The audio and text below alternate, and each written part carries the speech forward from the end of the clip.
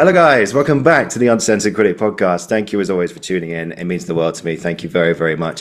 And today we have another return guest for you today, someone I've been desperate to get back on the show since last time we talked, and it's a pleasure to have him back here now. An actor, a writer, and recent self-tape expert and online coach to help you navigate your way through this self-tape universe which we live in right now. It's the return of the simply extraordinary Elliot Cowan. How are you, sir? Fine, thank you, Oliver. Nice to see you again. Thanks for that lovely intro. No, thank you. It's a pleasure to see you, man. Thank And you so again it for your doesn't time. proliferate too badly, and not to correct you online, but just so that I get known as Elliot Cowan as opposed to Cohen, then people Oh perhaps no. make sense of the fact that, yeah, I have more of a Celtic heritage than I do a Jewish one. No reason to say other than the fact that that's how I was named. So Why didn't you say that last time? I may have, yeah, changed it since last time. No, I've always been Cowan, and it's one of those things that I do frequently come up against, including the spelling of Elliot with two L's, one T. Yeah, And that's just something you roll with in life, isn't it? But yeah.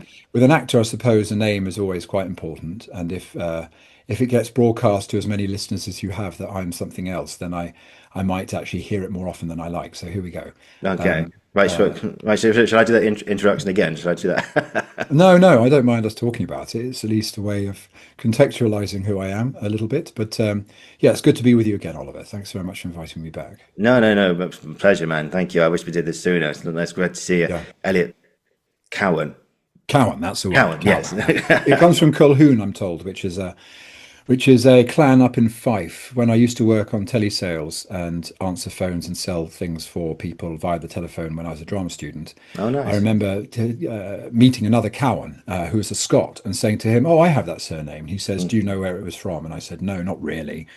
And he said, "Well, it's from the clan, the Colquhouns up in Fife, and which is spelt extraordinarily with a Q somewhere in there." So I got that sort of affirmation of my heritage then, and I've since had DNA 23andMe tell me as well. But yeah, there's nothing, no surprises there now. But yeah, Cowan is the one.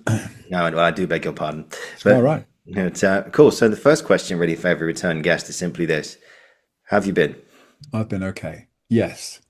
So I remember talking to you in this house 2 years ago or thereabouts, Two maybe, years ago, maybe, yeah. yeah.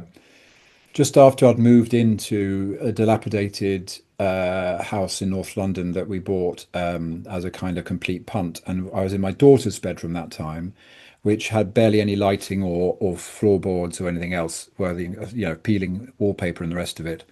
And 2 years later, I'm sitting in my son's new bedroom. It's the quietest place in the house because it's in the loft.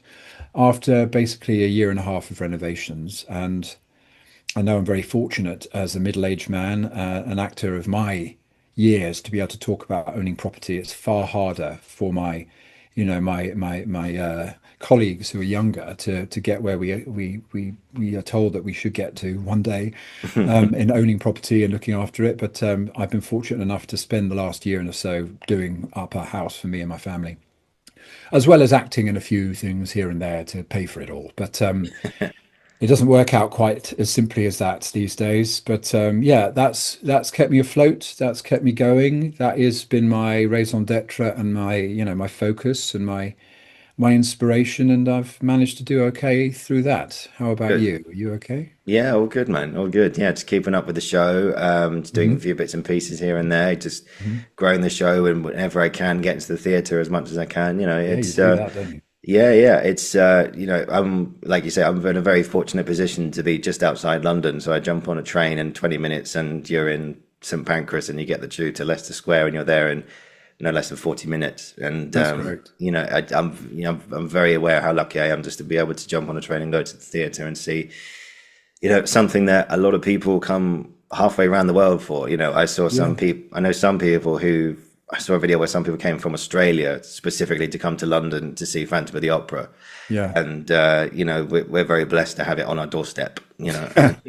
Although I've never seen it in 40 years. It's been Yeah. on my doorstep too, and I still haven't seen Phantom. Oh, I really? should go because it's going to come off, isn't it, soon or something? Is it?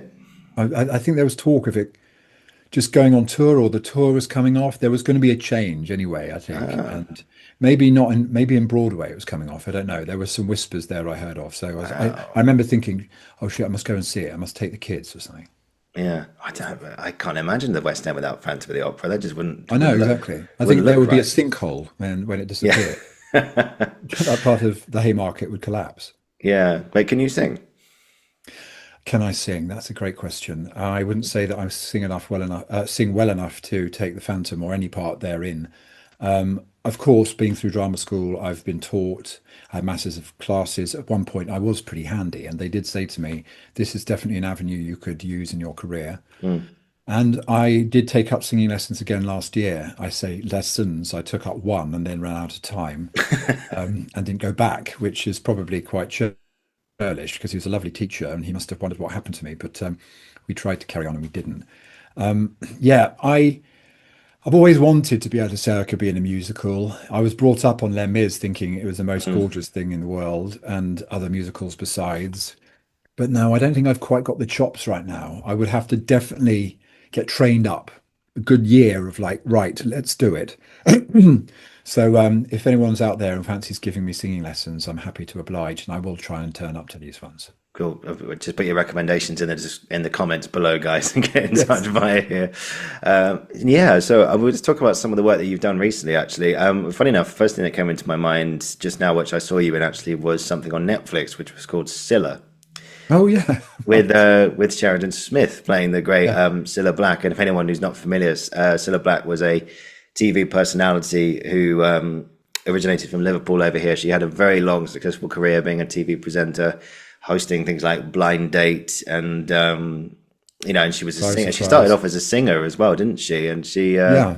she was, I think she started. She knew the Beatles before they became a thing. I think she grew up actually in the same neighborhood as Paul Yeah. McCartney and John Lennon and people. So yeah, Yeah, that is probably, I think that's mentioned in the episode, isn't it? Or yeah, the film. I can't remember if it's a series or just one off, but yeah, they come from the same neighborhood, don't certainly, and then they end up with the same manager, don't they? So that's right. they kind of get brought up not quite together. I mean, she's in the shadow of the Beatles, Yeah.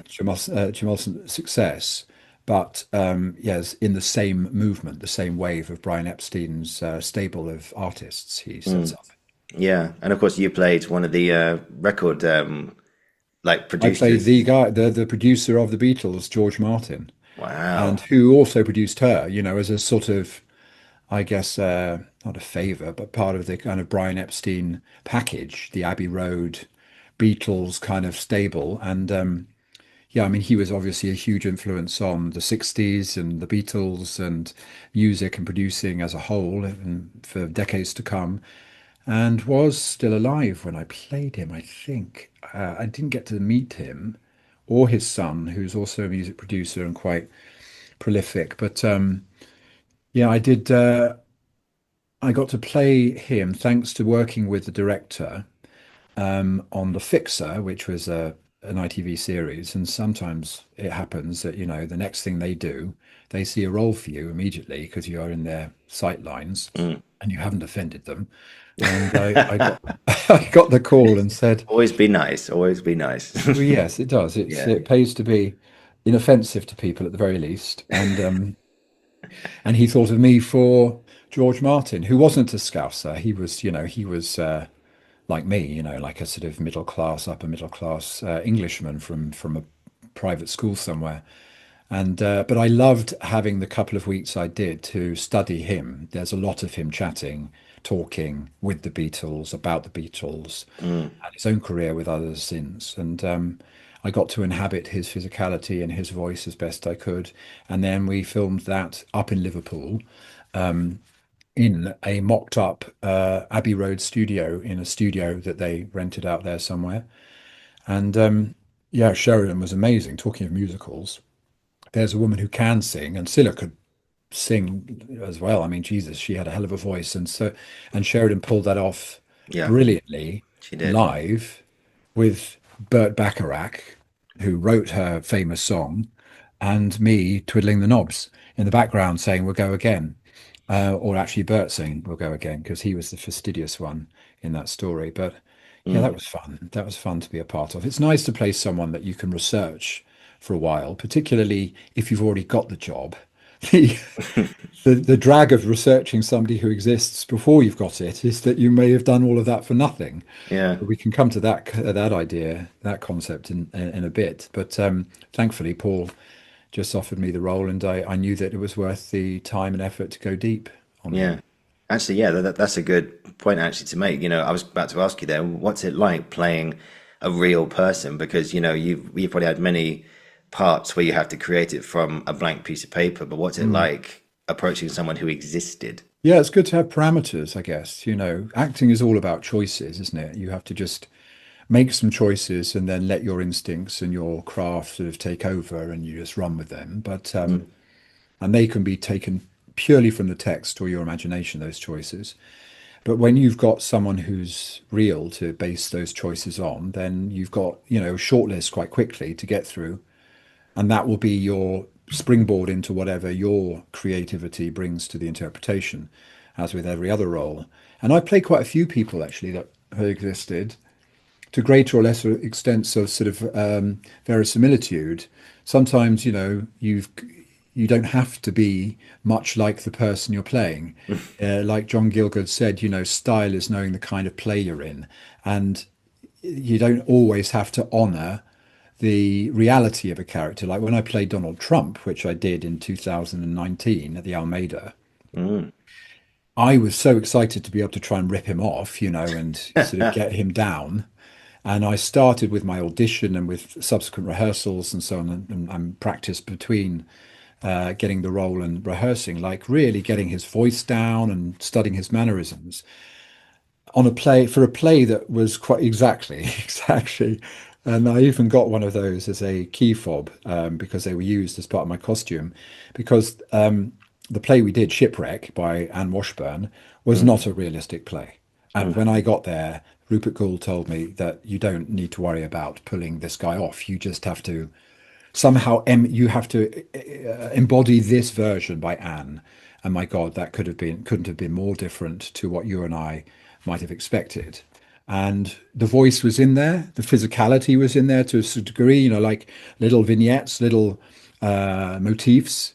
But I didn't have to be like Bertie Carvel was subsequently for a play, Mike Bartlett play. I didn't have to The, look and sound like him. oh God, what was it called? The 47th or 47, something. I think. Yeah, 47. Yeah. Yeah, it was at the Old Vic, wasn't it? Yeah, and I think he had prosthetics and the reality checklist, whereas I did Trump in a pair of red velour underpants, gold body paint, and an enormous sunbeam headdress. And so my idea, the intention of that show was not to recreate Donald, but to create this kind of, I don't know, this godlike figurehead, cheese dream of Trump.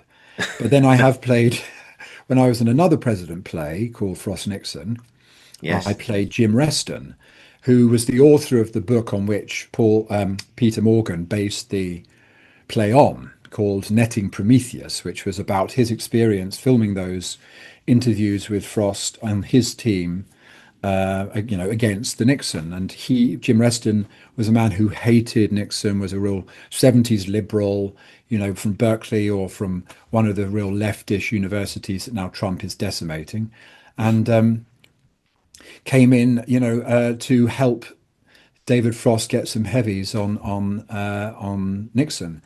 And I started that reading nothing, knowing nothing about Jim Reston. And then on day one of rehearsal, there he was. And I sat next to him and went out for coffee with him for a couple of nights, a couple of meals. Got to know him quite intimately for a few weeks on the run up to playing him at the Donmar. And then, a few weeks in, he was suddenly in front of me in that tiny auditorium. And as the narrator, I was making eye contact with everyone around in the auditorium, and there he was looking up at me in his glasses that I had got a version of on my face, which was slightly perturbing. That's a moment that I wish I had prepared for.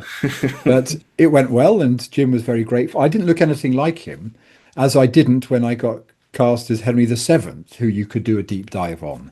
Yeah. And then they cast me quite differently. So it's always an interesting starting point, but it's it doesn't ever have to be a straitjacket. I Yeah. don't think, having worked with Michael Sheen on Frost Nixon, who was obviously very skilled at, playing real life people, Tony Blair and Kenneth Williams and David Frost, he always seems to just go for the essence, delivers the punch right at the top that makes you go, wow, that's David Frost. And then he lets go of it. And it Mm. becomes less and less David Frosty and more Michael Sheeny, with a couple of clear moments of, I mean, there are choices in there throughout that are maintained, of course, but he's not then shackled by the performing of that pre-existing character as we know them to be, because there's so much more in the play that is being revealed that you have to use your own soul and creativity for, is my understanding. So that's the way it's gone for me a few times. Yeah. No, I think that's brilliant because, and I never heard that before. You find just the essence of the person because, you see people doing as you say, like a deep dive into things. And I'm reminded of two things in particular. One was Daniel Day-Lewis doing Abraham Lincoln, and I heard stories that he read over 100 books. He lived as Abraham Lincoln. His wife had to text him, "Dear Abe, breakfast is ready." He would sign off text saying, "Dearest Mr. President," or Abraham Lincoln, or something like that. And so that's taking it to the far extreme. But Yeah. then I'm reminded of another performance, this guy is not method at all, but he's a big hero of mine, who's Benedict Cumberbatch, who did something called The Fifth Estate, where he played Julian Assange. Yeah. And I think he's, like you say, I think he went for the essence, but obviously he had the voice as well, like as you say, that sort of ties into the essence of the person. Yeah. But there was a screening at the Guardian, because if anyone doesn't know, Julian Assange was like this journalist who founded WikiLeaks, and he basically shook up the snow globe about what could journalism be, exposing a lot of things which the United States government were very quick to shut down, very, very quick to shut down. Hmm. Anyway, where I'm going with this is that he went to a screening at the Guardian, and the real guys who knew Julian Assange were there, and they said just how uncannily accurate his performance was. And they said, "Are you a good mimic?" And he was asked this in an interview, and he said, "Well, I used to muck around with dictaphones and stuff in school. I used to do all this stuff, impersonations of people, but Yeah. He's good. just have that. I think he actually used that word essence. Actually, he's just had that essence of who a real person actually is. As opposed to Yeah, I anything think else. I But think yeah, you've got to mix that into all the other sort of more clinical or more physical or craft-based techniques, technical things that you might, be studying as a craftsman. You're like, okay, here we are. Let's get this voice well pitched in the right place. Let's get his little peccadillos sorted out that I can emulate, or highlighted that I can emulate, and likewise with physical form. I remember with George Martin, noticing how his arms and shoulders seemed to sort of pull him down forward, like they were sort of rolled forward and was extended a little bit longer than I would hang my arms by with my shoulders further back, and that put me into a sort of narrower form that I could pour myself into his skinnier 60s suits and so on. And I was a bigger man than he was, but I was able to suggest something differently just by making those technical changes to my gait and my posture. And then that gives you something else too. That gives you your instincts pick up on that shape, and then everything gets fashioned through it, funneled through it slightly, and so your normal gestures become something different, and even without realizing, they might emulate your source more closely than you imagine, mm, because that's what a body does if you do that to it in the first place, and it is impinged by that sort of degree of tension.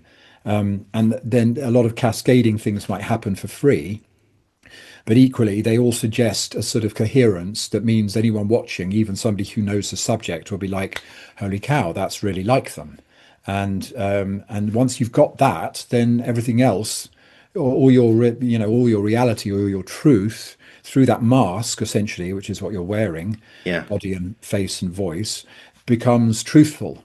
You're like, oh well, I believe in everything that this person is showing me as to be their reality, their original form, even if it's strictly not. You can go, and it's not being sent up or presented on a higher level, which is kind of what I did do with Trump a bit because of the distortions of reality within the show.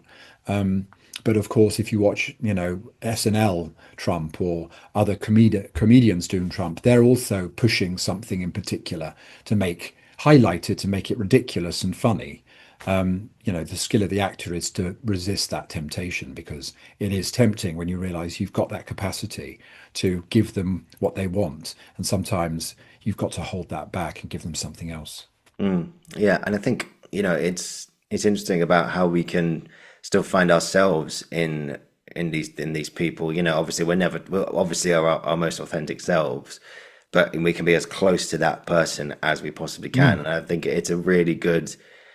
I think for any actor, I think to play a real person like that is, it's daunting at first, but I think it's a lot of fun to be able to find that essence. And then just, it's funny how you only need, like, for an acting perspective, just like you say, the essence, but to an audience, it looks like you've done a really, really deep dive into it. And it's just how an essence can just transform so much, right? Yeah, it is. You're absolutely right. I think that is a trick of the hand or sleight of the hand, where you are able just to land something on point. There was a line in one of the speeches I had, I can't even remember what it was, but I knew it sounded so Donald when I did it. I got the laugh, I got the recognition, and even those fingers, or just something I did. I can't. It took a lot of like replacement of my voice to get there. That's good. But there was always just a bit where you could do something recognizable, and people would go, "Ha, he's got it." And then I could do something completely different, and it would be coherent because it was all me and threaded together in the world of the play. But I had them enough. Whereas if I did the whole thing on one level, it would have gone in the end like monotone. Okay, what's happening now? Yeah. So and also it was written differently. The text was almost like verse, and so you can't necessarily honor his rhythms and sort of syntax when someone's written something in a different vernacular. But often just all you need is that little tableau, and that's what Michael did. I remember as Frost Nixon, when he comes in, he was given a gift. Hello, good evening, and welcome. And he did it so on point that the audience was like, my God, it's him, and his catchphrase, and his hair, and his loafers, and his face to camera. And it was just on point that they had it, he had them then from that moment. And then by the end, he was not like that at all. You wouldn't hear his Welsh, but you would hear Michael Sheen coming out. You would feel it was Sheen, not Frost, but you would just not know that. You were already on board. And I think that's something to pay attention to and to utilize if you have to play someone real. Yeah. Of course, you did Henry V at the Royal Exchange as well. I did, yeah. Yeah. Another real life man. You can't really find out. Yeah. How was that experience? You've got endless source material at your disposal for Henry V. Yeah. I mean, how did you find that? Well, I loved it. It was a real feather in my cap to have got the role, and at such a wonderful theatre. I think the best theatre to do it in. And I went to a different level of research then. What I sort of did, because you're intimidated sometimes, certainly as a younger actor. I'm sure it would happen to me again if I got the sort of equivalent role now. But when you get given a role that lots of your heroes have played, and lots of figureheads of theatre and of acting have played, you're like immediately, oh shit, I'm adding my name to that roster. Yeah. And I'm going to just be dwarfed or walked over. I want to contribute my dent in the universe via this role.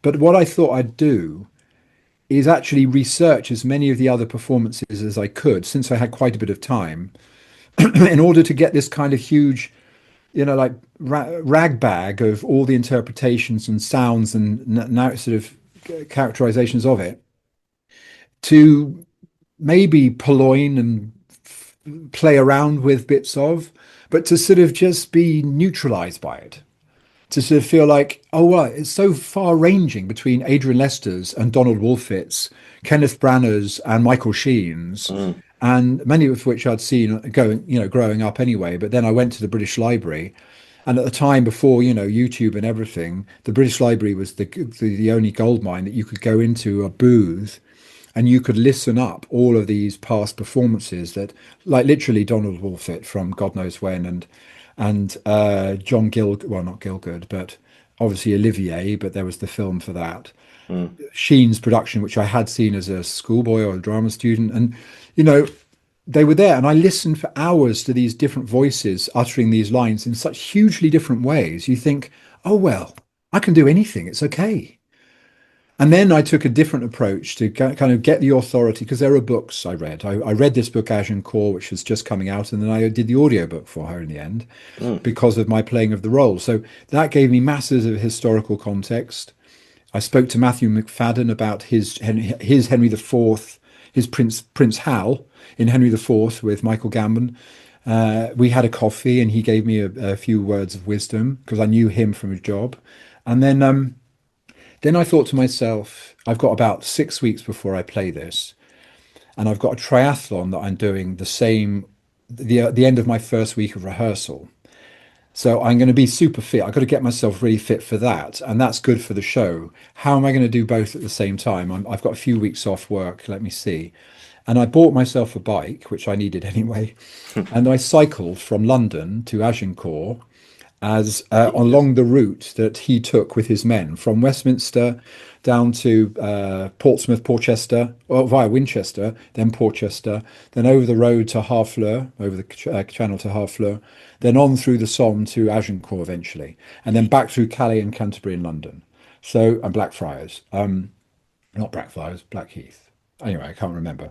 And that was what I did for myself by way of the sort of research into the man's experience, because my view was I need to find out what loneliness as a leader is. And whilst it was only me on a bike for 5-6 days, it was only me on a bike. And I knew then what the mind could do to itself on its own. When you've got no one else to keep counsel but the words you utter to yourself, in my case on the back of a bike, but in his, as a soliloquy. And I was quite far down learning those speeches, so upon a king and so on. And I used to speak them on the bike to the iambic pentameter, once more, unto the breach, dear friends, once more. I used to use them to motivate my pedaling, and I get that kind of, because it was all wind, the whole way through, particularly on those sort of flat lands with all the wind turbines they have in northern France. And I almost if I had thought about it then, I would have written a memoir called Windmills and Roadkill, because it was all I ever saw. And then I got to Agincourt, and I spent some time like on the soil speaking those lines, the St. Crispin Day speech, out to the field, out to the the wooden cutouts of the archers that they have there as part of the exhibition. People must have thought I was crazy, but I was getting as close to the man as I could. I was 29, right? 30, whatever I was, about to turn 30. It was a key moment in my own life where I was like, okay, I've got to find this in me to be this leader when I get home. And I've got to lead these band of brothers whom I don't know any of, and I've got to convert them into an army, and I've got to lead them to victory. And I found that was the best resource that I could give myself beyond listening to all those actors and reading history books. It made it actual, real. And I took home, to make it even more actual, I took home with me a scoop of earth from the Agincourt fields. Nice. And as it happens, our set at the Royal Exchange was made from iron, but had an underbelly of soil that was exposed during battle and got wet and muddy, and we splashed through and got filthy in and so on. So before our first night, I got, when we were all gathered together for notes and for warm up and so on, I said, and guys, I just want to say, in this little box, a soil from Agincourt fields themselves. I'm going to bury this in our set, and it's going to carry us to victory, to know that we are treading on the fields of victory that our forebears fought on, although in 1416, whenever it was, 15. And so I did that, and everyone was, moved and brought together, and it became, one of the steps towards leadership, that when you're playing a role like that, you have to embody and exhibit one way or another.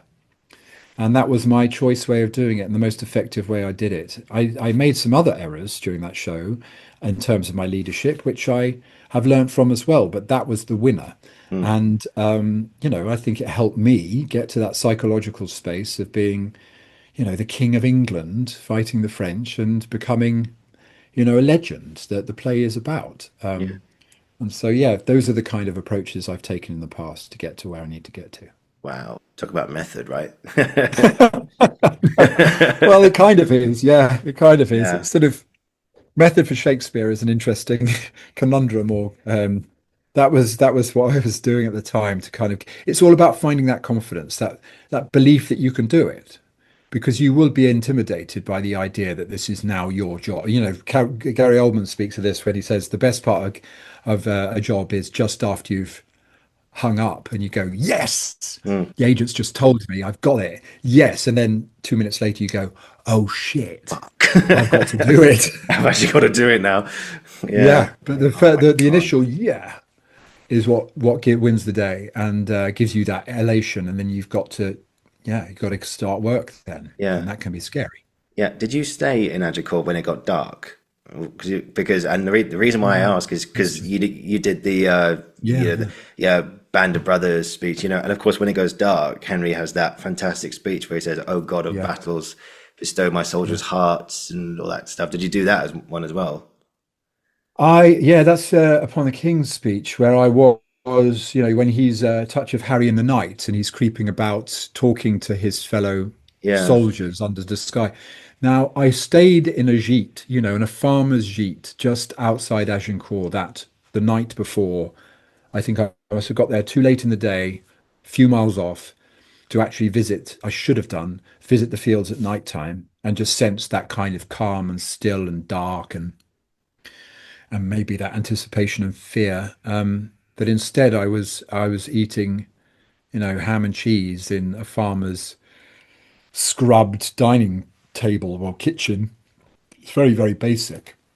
And in a sense, I could derive from that, albeit he was French and seemingly the enemy. I was he didn't know why I was there. He spoke no English. My French is pretty crappy, and I've begun to explain why I was there. I was just a tourist on a bike, and he was taking, 25 euros from me for the night. And but I was, what's the word? I was sort of, whatever the word is, with my fellow man and sort of just existing without him knowing any of my backstory. And that's essentially the same as Harry and the Knight. But it'd been wonderful if I'd gone and set a fire in the Agincourt and crept about. Like in Alexander, when I did that, I had done it before.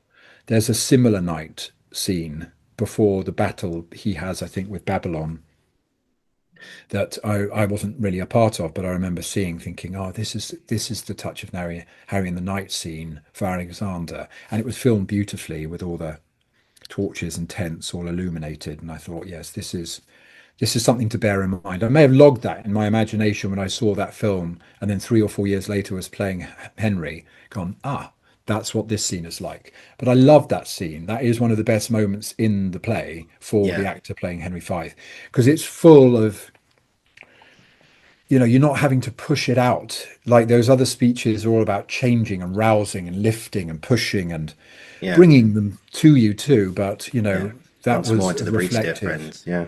And it's also about vulnerability, and every part you need to show that. So I could explore that massively in that section. Yeah. And of course, there's so many brilliant ones, because the chorus just before that one in the speech in the night says, "Now we enter a conjecture of a time from camp to camp," and it's just How do you know this so well? Were you in it? I just love Shakespeare. I can't get enough of it.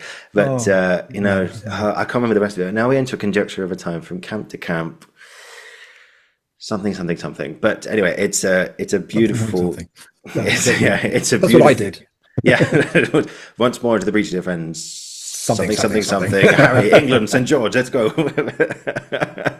Effectively. Sometimes it feels a bit like that, the Indiana Jones moment when he's like, oh.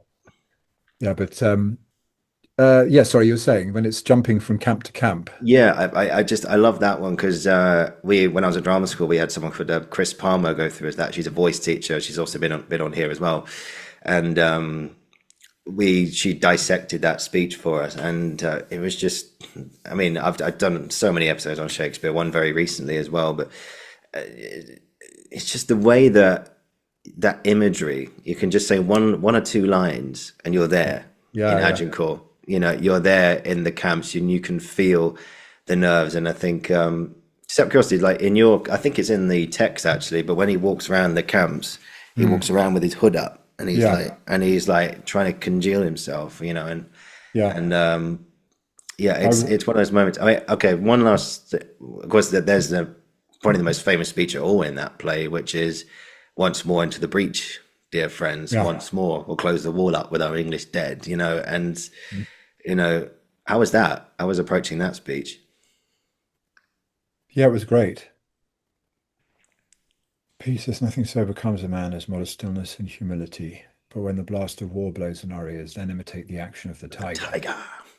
Yes, I mean, I think it was always very powerful. Always, there's a lot to resurrect in that show, time and time again. You know, and the trick is, the challenge is to find inflection and contrast and variety.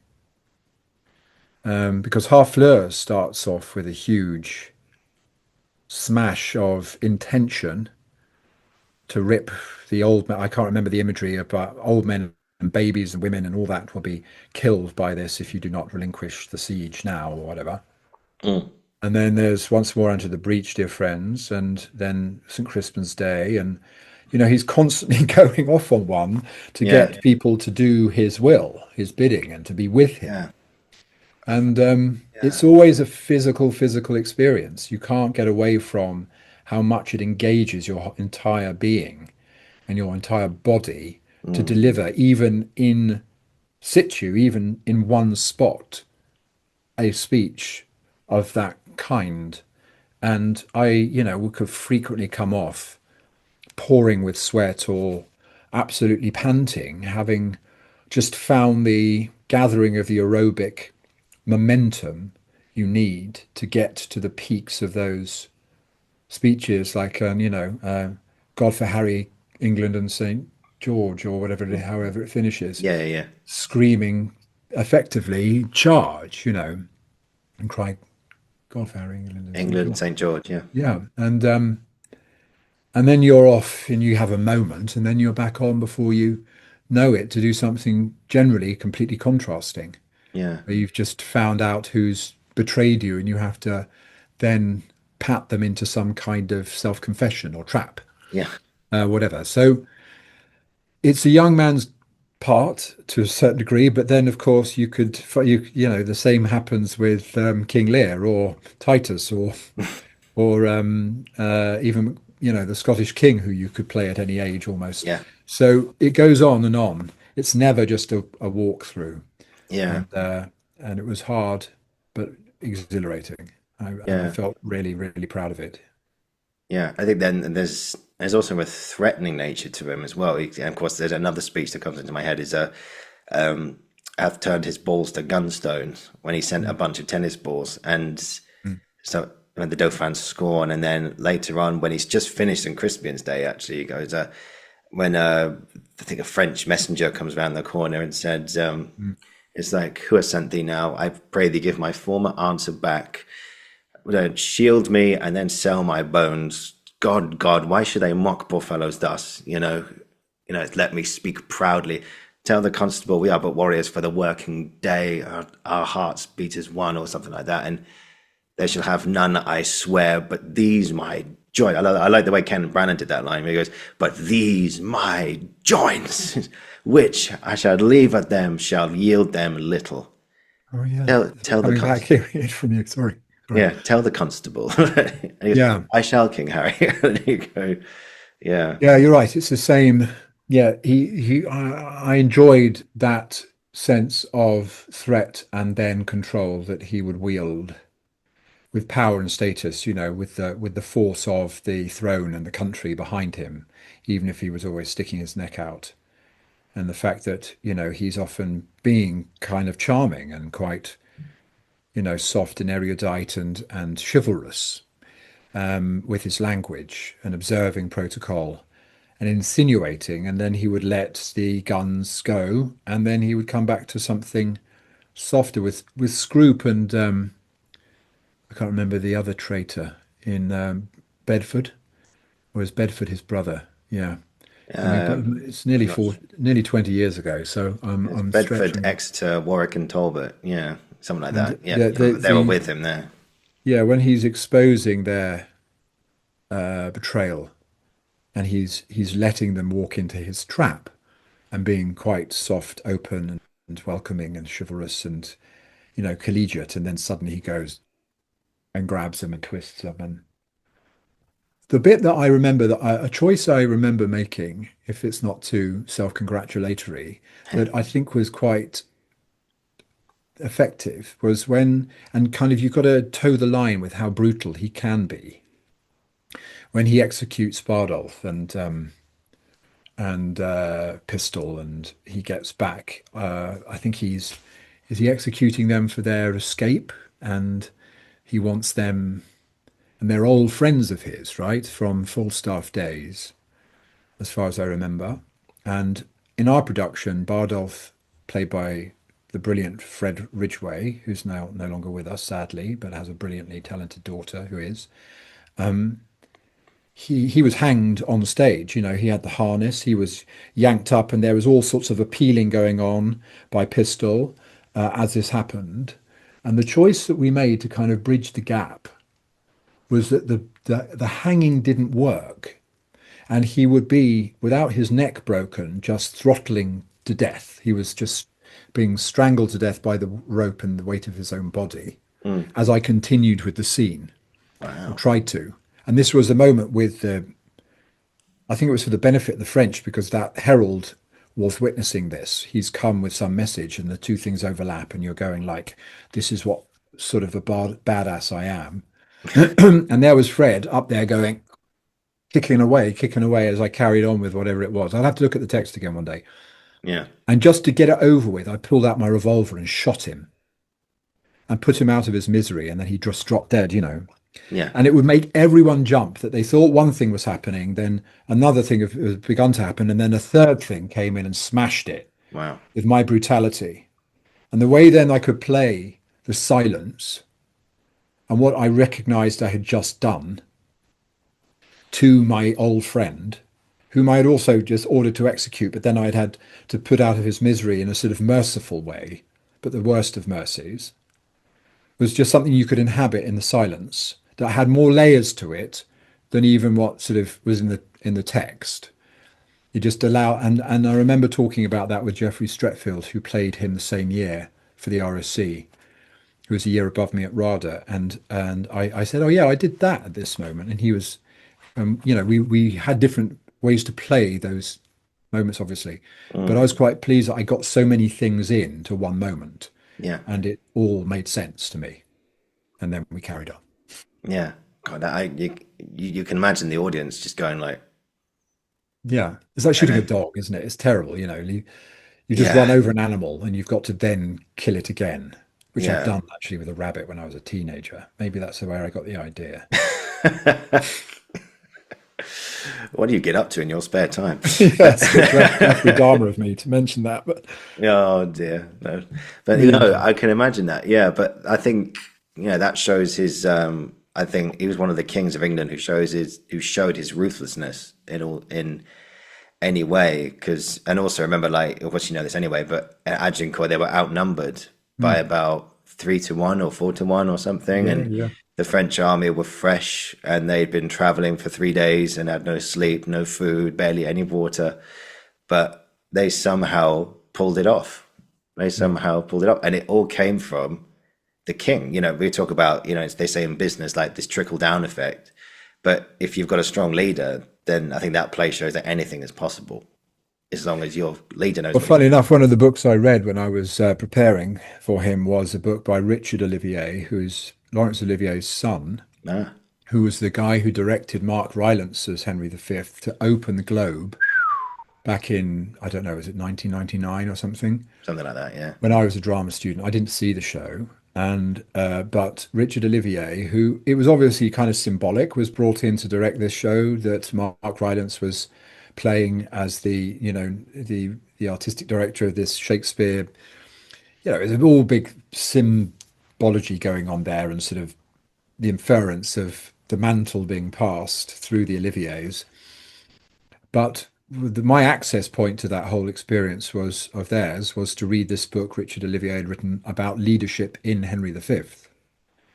And I'm going to find it again because it's now pertaining to some of my new work. But I remember how he had basically created a course or a philosophy of leadership through the example of Shakespeare's study of it in Henry V, of its vulnerabilities, of its ruthlessness, of its isolation, of its projection of something, of the fact that he was Henry IV, he was Prince Hal, and he was looking like a waster, and he was out with the boys all the time, and then behind the clouds emerges the sun, and he has to embody everything that his role, his birthright asks of him. And it's like a performance. It's a mantle that he wears, like I was discussing regards, Trump or whomever, that you take the essence from physically and vocally.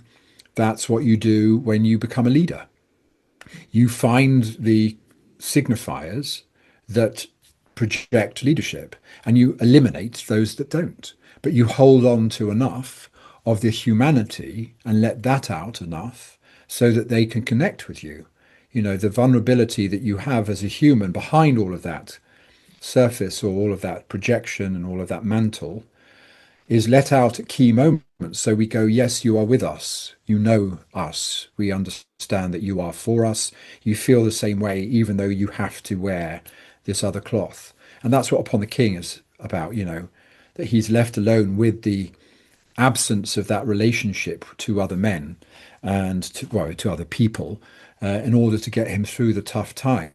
He has to be the thing on which they sort of project and relate. And I read that book and it really, elucidated a lot for me in the playing of him to get that into my performance. And then I think it's coloured the way that I've come at various things in my life when I feel leadership is necessary. And, you have to get that balance in different ways, subtly or otherwise, either as a father or as an actor or, just as somebody who's setting out a stall and becoming a thought leader of some kind. I've got to put this out right. I've got to project this correctly, but I want people to connect with me and know that I feel their pain, but I'm going to push through the pain because courage only comes from being scared and overcoming it. Mm. Yeah. That's kind of what Henry V is about. Yeah. It's brilliant to hear you talk about the play in that way, man. Honestly, it's one of my favorites for sure. I mean, I love all of Shakespeare's work, but that one really does stick out. And I'm just reminded actually of the end. I mean, I can't think of any other. I know Shakespeare wrote comedies as well, but I can't really think of any other history play who has a moment of genuine kind of laughter at the end. The sort of the vocal dance you have with the Dauphin's daughter at the end, and you have that line, "There's witchcraft in your lips, Kate," and all that stuff. And and of course, I can't think of there's many productions where you say that line, "Is witchcraft in your lips, Kate," and then all the delegates and all the kings come back into the room, and you go, "Here comes your father," and you have to sort of go back, and did that always get a laugh? Yeah. Well, there's something so domestic and so like humble and typical of that kind of scene. It's just like a trope, isn't it? They do the same in The Conjuring, which I've just done, which is full of horror. And then there's a scene about a man wanting to propose to the young woman and, get the father's blessing, who's a disapproving old grump. And as by way of a contrast to all the horror, that's used as a light relief, an access point for human, relationship. Well, what's the word? Human connection. We all know something about.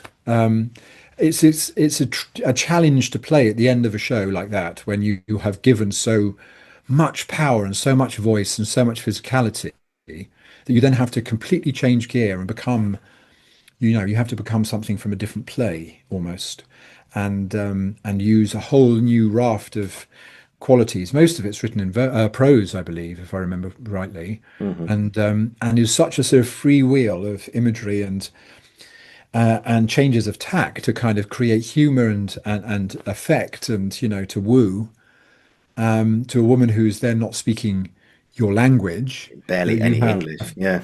Yeah, like he says of himself, I think that it's sort of easier to assault the French army than it is to overwhelm the French language or something, and that's how you feel as the actor, and you're having to don all the regalia of kingship, then literally with like woolen suits and so on, after you've just been rolling around in vests and fatigues and absolutely pouring with sweat, and just I've got to get past this final furlong.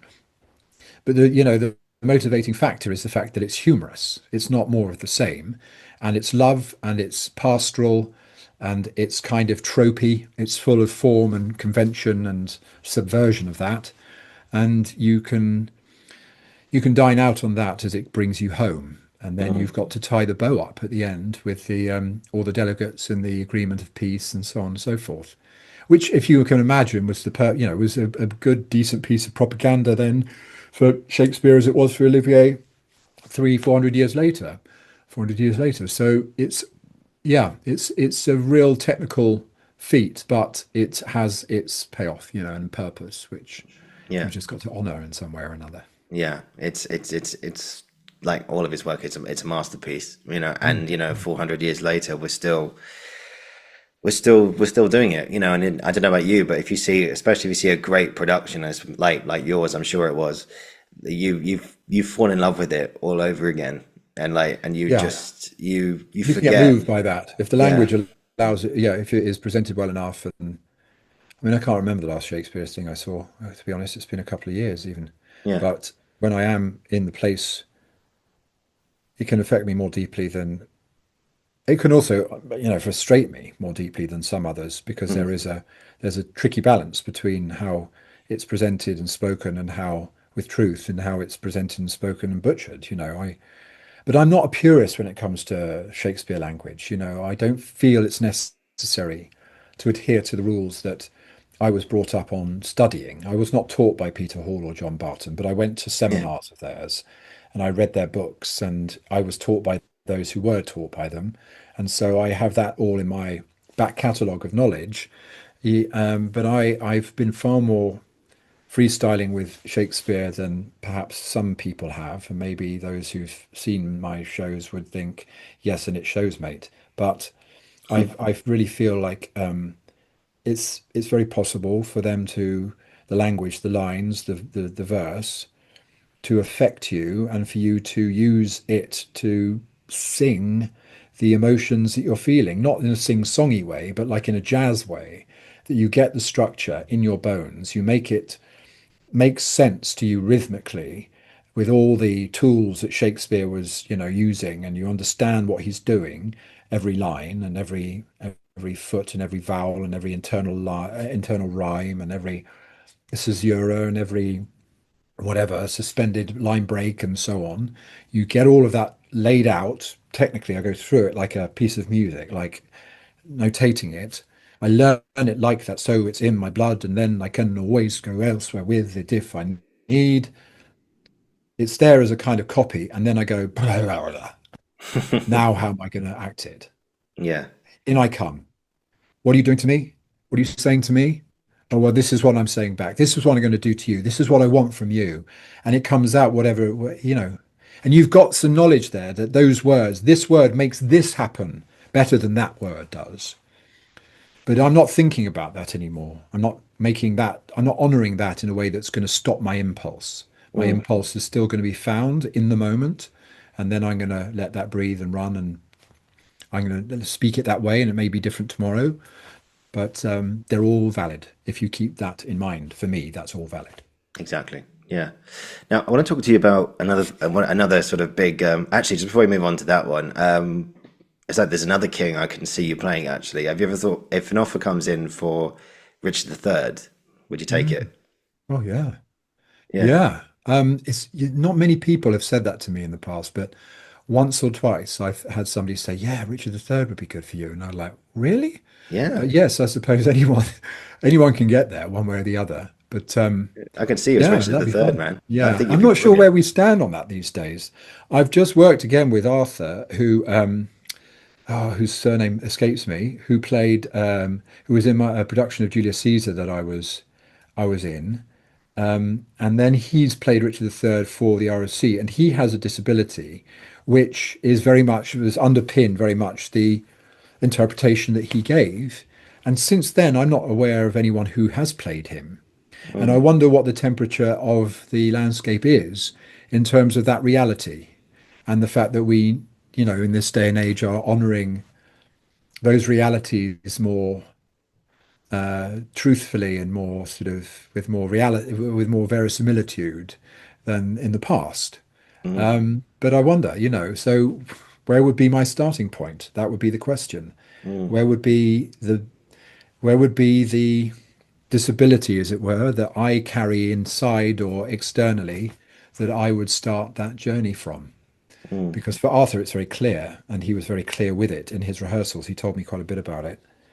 And but for me, I don't think it's that clear. mm. And we would have to a degree, perform that.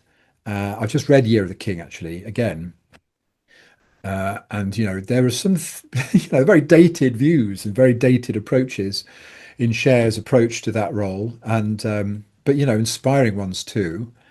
And I don't know if you could go the same route. You have to find a very very specific and particular and necessary way of making that role yours as an able-bodied person. Mm. So is my reaction to your kind sentiment there. That's not to put anyone off, but that's what I immediately think of when you mention it. No, never say never, man. Never say Never never. say never. Yeah, well, I'll Yeah, do it like James Bond then. Yeah, yeah. yeah. Um, sure.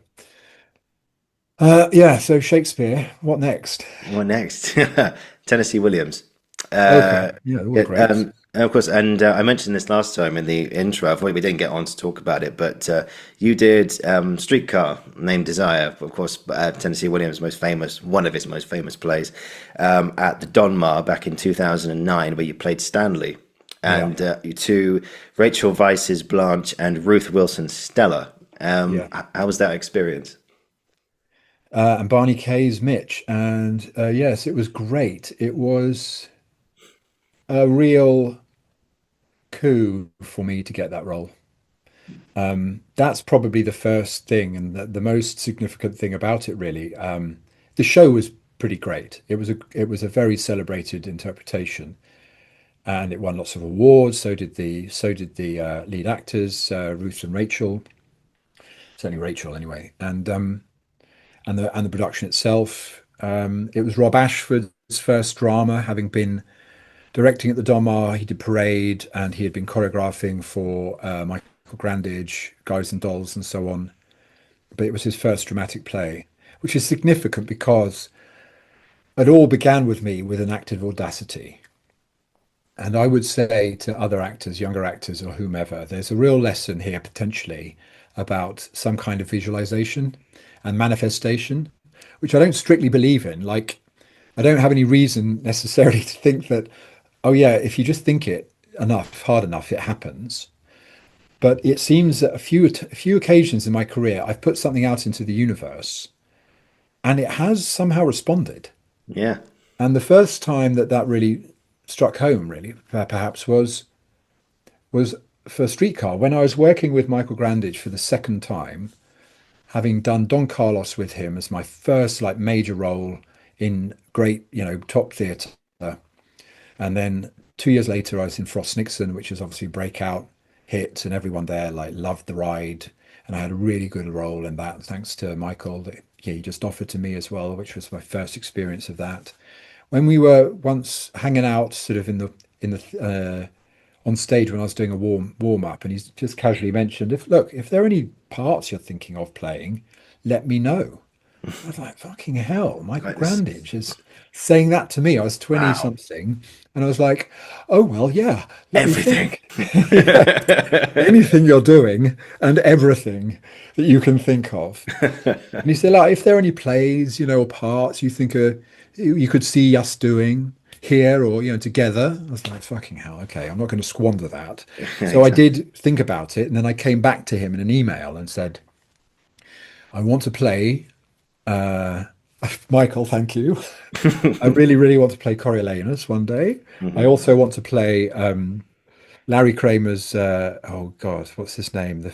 The main. I Uh, think is it not Larry?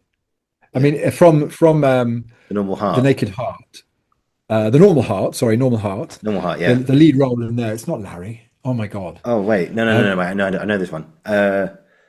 Oh no, no. He has a speech where he Not goes, Felix. That's one of the roles. no, he has a The one that speech to a Dan. guy called Bruce. Hang on, no, but it's not Bruce. It's who is it? Oh wait, hang on, Cast the I need to struggling Google teenager. this. Okay.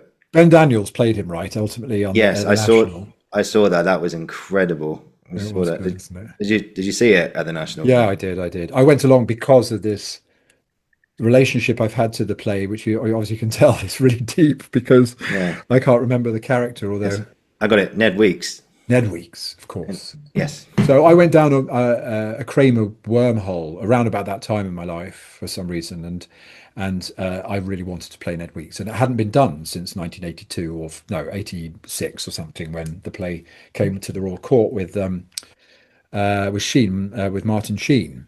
Mm. And I was sort of like, yeah, isn't it about time we talked about HIV and AIDS a little bit more again in theatre? It's not quite doing what it used to do, not quite where people think it is. So I proposed that, and he said, no, that's a little bit, I think he had a view on it being a little bit overdramatic or political or something. Mm. And the third one was, could I play Stanley, do you think, in Streetcar? You've just had Nicole Kidman play something at, well, he hadn't. Sam Mendes had in the Blue Room. You could get someone like her or Kate Blanchett to play Blanche Dubois, and maybe little old me to play Stanley. Uh, and he wrote back and he answered each one with his view. And the third for Stanley was, or for Streetcar was, so that play has enough of a life around the world and around the country without the Donmar taking up the mantle, because it's a little bit mainstream. I think the feeling was that it gets Mhm. done enough. Let's not do it here because we'll do another street, another. Indeed, they had done suddenly last summer with Diana Rigg recently. Michael had directed it. In fact, I Wow. went to see it on his ticket when he did Don Carlos. I think I went to meet him after that, seeing that show. So I knew that he knew Williams, but he wasn't going to do that one. So I took that as a no, and I didn't mention it again. And I went away and I started, I worked away on my little career, and I ended up on the Fixer with Andy Buchan, who had also just been at the Donmar.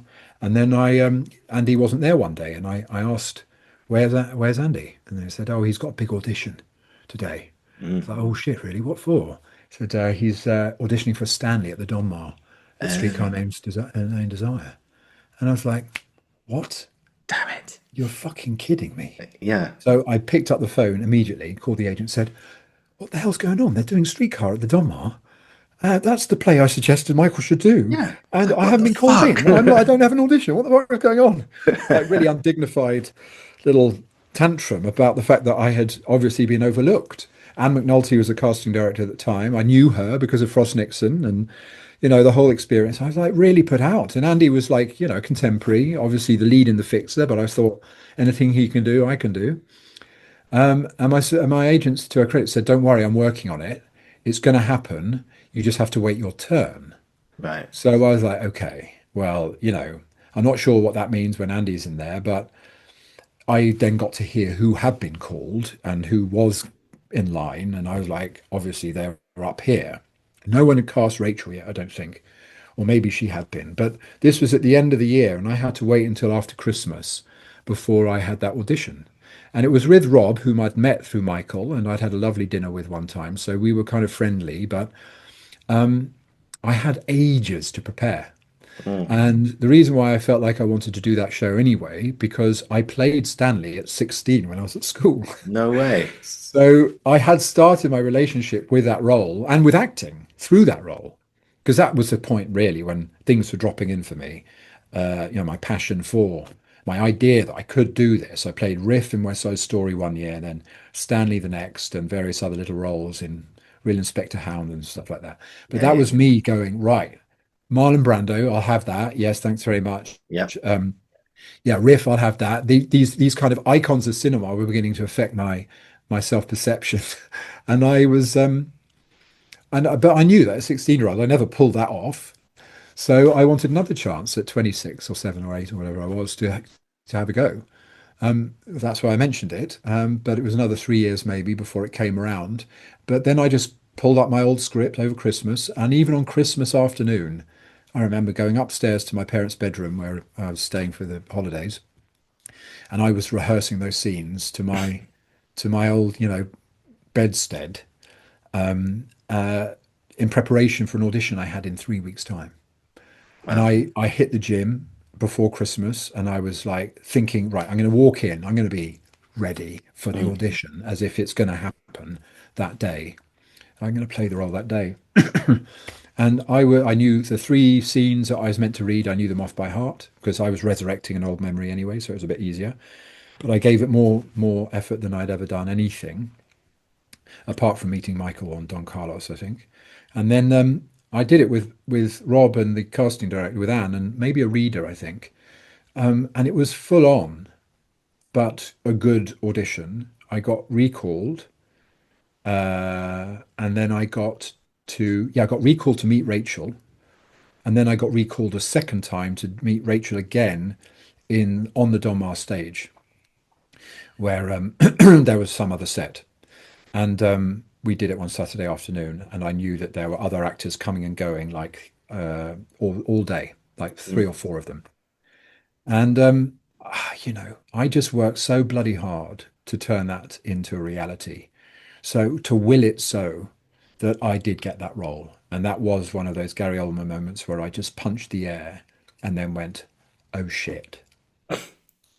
But fortunately, I then had ages to prepare because I went off on a movie to Cape Town. This is in 2008.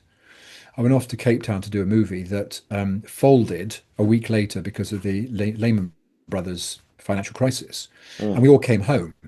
And then I had then from like February through to May or June when we started rehearsing to try and get work, which is always tricky when that sort of thing happens. Mm. But all I did was prepare. I mean, I've probably over prepared, made it into so much more of a bigger deal. Mm. But I remember when I met a casting director at the theatre one night on the way to that experience, and she said, "Oh, what are you doing? What are you doing next, Elliot?" And I said, "Well, actually, I'm playing Stanley at the Donmar." And the look of surprise on her face, of incredulity, you could literally see her Yeah. thinking, Okay. "Holy shit, really?" You. But yeah, like, and I think she even said, like, well done, Done.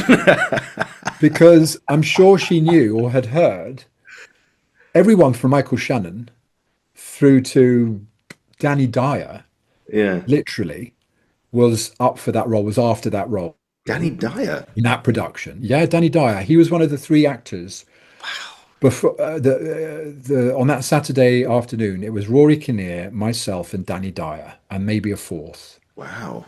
But I didn't see them. I was just told about them afterwards. Danny Dyer was hot for that role, apparently, and he had been at the National. Wow. He was a darling of Harold Pinter's, so he had some Yeah, yeah, yeah. chops. He's got chops in his own way. So, but that was, that was extraordinary to sort of know that I was up against those guys, as amongst others, because Shannon had been offered. Because I met his agent during the press night or something, and he told me indiscreetly. And it was a coup, just me being in the room, Yeah. and I wasn't going to screw it up. So I worked bloody hard. I had another triathlon. It was the same time of year as the Henry V, so I was training again. I went to a boxer trainer, Mm.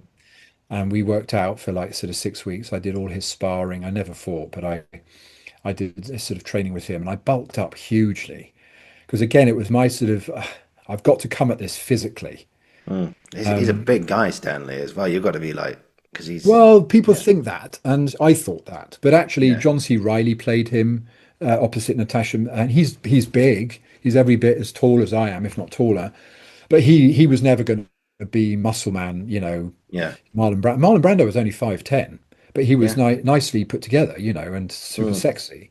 So there's always been that version of him, which is like he's physically intimidating and prepossessing, and he's just.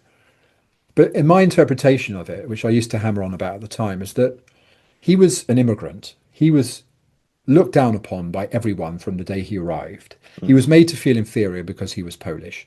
He was made to feel inferior because he's uneducated, but he had fought for the American army. And he was defending his pride. He felt vulnerable and bullied by this experience.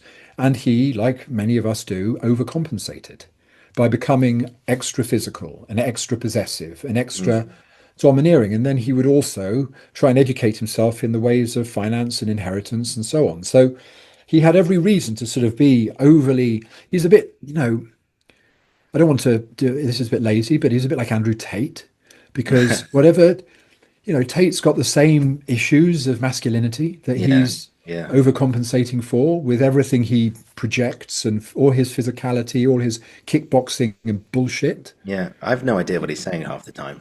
No idea. Well, no, I mean, I've only stuck around long enough to get the sound bites, and you go, but you know what? There's a story of his that I've heard how he was abused by his dad when he was 5 and put Oh, into a God. cupboard overnight for being scared of the dark. So his dad shut him into a cupboard in the dark for hours Bloody when he was 5 or 6 years old. And that's the sort of abuse or sort of masculine over, the sort of wound that I thought Stanley held, so that he would lash out when his when his status was challenged. But what he doesn't allow for is it to be challenged by a beautiful, fragile, porcelain, intelligent Southern belle, sensitive woman that Blanche is. He can't knock the shit out of that. He no. can only try and outwit it, outsmart it, or outsmart her, Yeah. and that goes very badly wrong. Yeah. But in the end, he overpowers her anyway. So he falls back on the same shit that Tate has been accused of. So Yeah. Yeah. Yeah. that's ultimately how the reasons why, for my insecurities as an actor, taking on that huge opportunity, I went to the physical, as I often do, because it made me feel confident and capable and ready in the same way that Stanley himself needed to. And it justified itself. And of course, I had to take off my top and all that stuff. I had to be desirable to Rachel Weisz and so on and so forth. So I knew it had its context, it had its virtues, but then there was also more to it than that. And I was at pains to tell people as I am now. I mean, there's that conversation with that casting director. I'm sure we've all been there, but you're well done. It's like, well, that's done wonders for the confidence. Thank you so much. Well, yeah, because it sounded like, yeah, it felt sort of underhand, but at the same time, I kind of knew it anyway. And I have had those one has those comments all the time where you're like, what did they just say? It's like, hang on a minute. Yeah. It's like at But first it sounds really good. Well done. And then afterwards you go, wait a minute. yeah, Wait a yeah, minute. yeah. Yeah. And you reread situations and their, madness can lie. Oh, definitely. And it's good to hear it and then go, what do I do with this? I can let this happen, affect me deeply. I can let this go to the core of my self-belief, Mm. or I can use it to spur on some other new tack or ability or to galvanize my self-belief. Mm. I didn't feel like she was in any way pulling me down or making it more difficult for me to do my job. Mm. I was fully aware of the coup. That's why I worked so bloody hard. Mm. But what's interesting is about how much intensity that gave me to come at the role and maintain it throughout probably led to part of my not failing in it, but part of the where I may have stumbled Mm. because I took it so seriously. It was the biggest chance of my career Mm. with one of the people. I used to have Rachel's poster or cutouts from magazines on my wall at school, because, I thought she was gorgeous and talented and amazing. Mm. And there I was playing opposite her. I had felt the same about Ruth before I met her, playing, in the Jane Austen, not Jane Austen, sorry, what did you say? Oh God, my memory, with Toby Stephens and Mr. Rochester, Jane Eyre. Um, Yeah, Jane Eyre. before, and I was swept away by their presence and talent before I met them both, and here I am holding my own with them. And I just went in it. I was in there quite deep and hard. And when you do play such abusive and malignant psychologies, even if it's taken from a vulnerable and, plausible point of view, even if you can explain it and justify it without judgment as a character, because as I said, I think when we talked about Little Life, my job is not to judge them, it's to understand, to be empathetic, and to use my skills at inhabiting that as the justified action of that person's point of view and experience. And when you take all that on, and it ends up with people, horrified by your actions and by Rachel's, dissemination through an evening of theatre, that Yeah. I'm giving her initiative for, or what's the word? I'm initiating, or I'm giving her Okay. impulse for. She's creating her own, but Yeah, I'm you're also giving her that. it's like you're By the end, helping her go crazy. You're helping her yeah, just and be spiral downward. Yeah. and fall apart and get so terrified. And there were moments in that where I couldn't tell whether she was scared of Stanley or scared of me. Mm. And there are. That's why. I mean, I don't think I was a loose cannon. I'm not suggesting that there was something in me that was uncontrolled. I don't think it ever was. Although I did kick a door in anger, in Stanley anger, Mm. a way that was not choreographed, and I think I bust it, Oh as well no. as my toe pretty badly. Which is a moment of like, okay, you've got to know where your ceiling is. You've got to know where you're going to literally bump into the furniture and cause damage.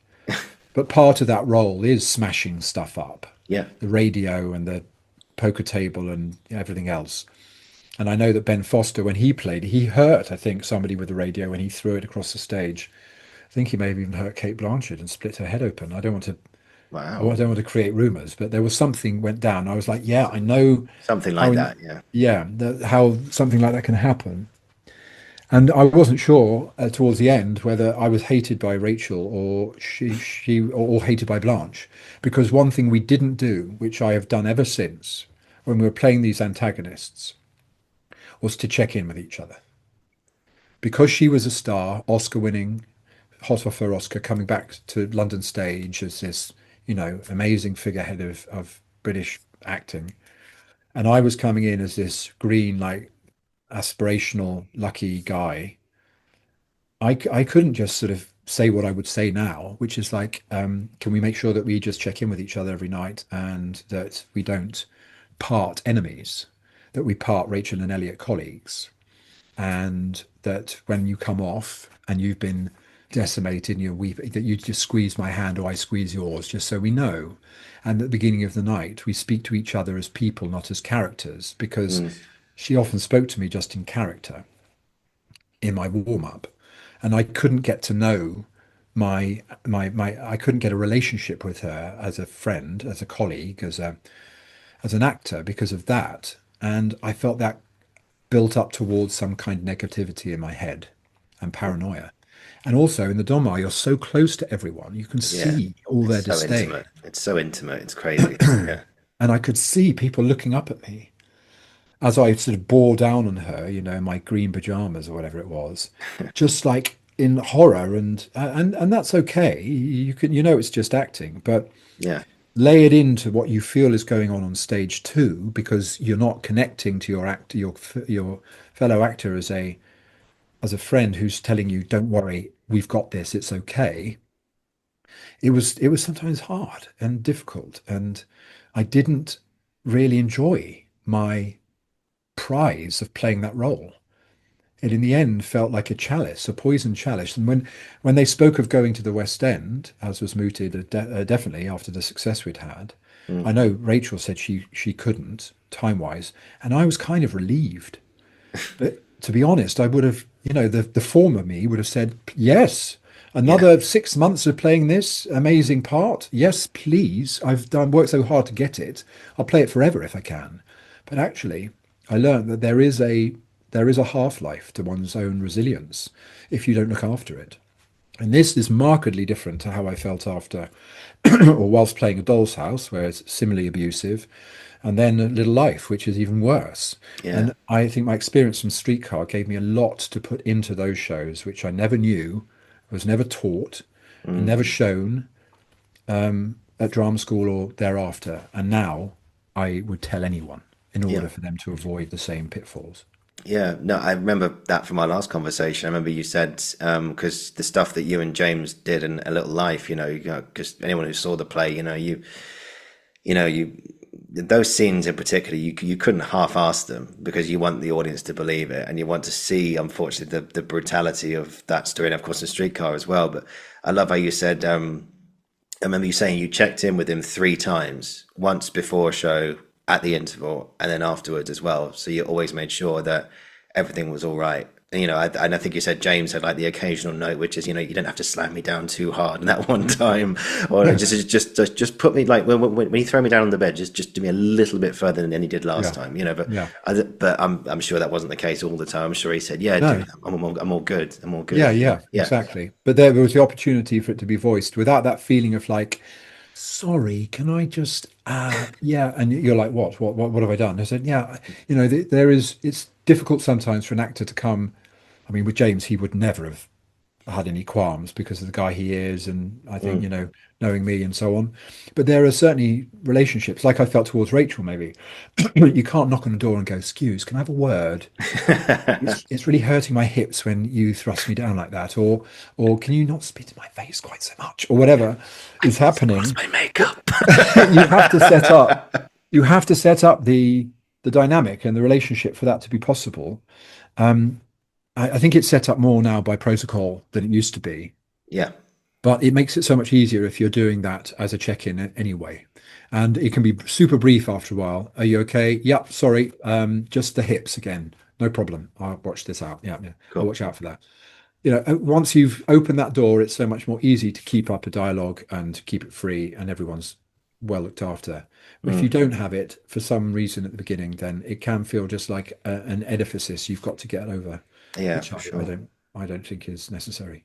Yeah, no, absolutely right. And I'd say there's one moment in the play I really want to get your opinion on, because Stanley, of course, has that famous moment, I think, in Act 1, where he, of course, was that famous line comes from, Stella, Stella, and I can't remember who did it in Gillian Anderson's version. I think it was directed by Benedict Andrews, I think. I could be getting that wrong. And Ben Foster played Stanley. It was Ben Foster. Oh, okay, brilliant. Yeah. He's a brilliant movie actor as well. Absolutely. Yeah, Ben, if you're listening or watching, mate, seriously, congratulations. Honestly, you're fantastic. And of course, Gillian and Vanessa as well, and everybody else. But yeah, there's that famous moment where he just screams, Stella, Stella, Stella. And I think that's, you just talked about Stanley being like this robust character, like, but he has an incredibly hard exterior. You can't see behind it. But suddenly, like all these big characters in these plays, they get a moment of vulnerability. And we see actually where the shield drops down. And we see actually the person who's underneath the surface. And of course, he's very quick to grab that shield and go, as soon as it's all over. How did you approach that every night? Well, I remember it just being a almost real life tumble of behavior. It was almost like immersive theatre, to be honest. But the way that the theatre's set up, because in that moment, what's happening off stage is he's gotten drunk and he's being wrestled from he smashes the radio through the window, and then he gets sort of roughhoused by his buddies, Mitch and Pablo and so on. And then Stella comes in to try and calm everyone down, and she gets walloped by him. And then he gets wrestled off further and taken into the shower, and he's doused in water. And then the girls sort of have their runaway and, a chat about what's happening between Blanche is sort of hysterical and Stella's upset. And meanwhile, like he's being sobered up, and then he comes piling out looking for her. And the way that the Donmar works, there's only one exit, upstage right, and then that takes you directly to the dressing rooms and one little shower room. And so what we had to do, and what was you could do in such a small distance, was the boys ran me through the double doors and then through to the shower, and they literally chucked me in the shower, turned it on, and I got doused in shower to sober me up in real time, with them all pushing and shoving, and we were, meant to make noise so you could hear us off, as if we were in the bathroom, and so on and so forth. And then I fought them off, and I pushed them aside as I emerged from the bathroom. And then by the time I was done and came back onto stage, it was cue. There was a moment I was bedraggled and my shirt had been torn. May have had to change my shirt, but it was all done in a flurry of exercise. So by the time I was on, I was I'm in it. I've done all the things you need to do to know what it's like to be there.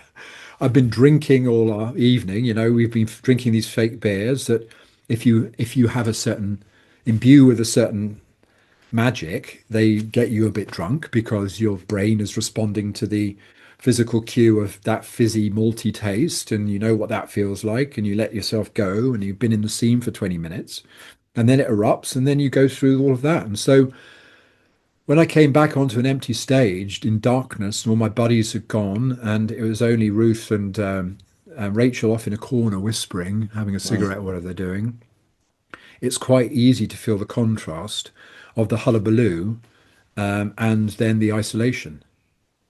And then just use that space and that lighting and that feeling to then feel, with all that sort of physical adjustment you've made, mental, through the beer, through the water, through the physical roughhousing that your mates and you have just done. And then you just got to scream for your lover, And of course you're not thinking, but your body's going, and release. And make sure it's coming from down there. Because I'm going to have to go up here with it, and I'm going to go over the top. I'm going to find the head resonance so that I can take the pressure off my vocal folds and go up to Stella!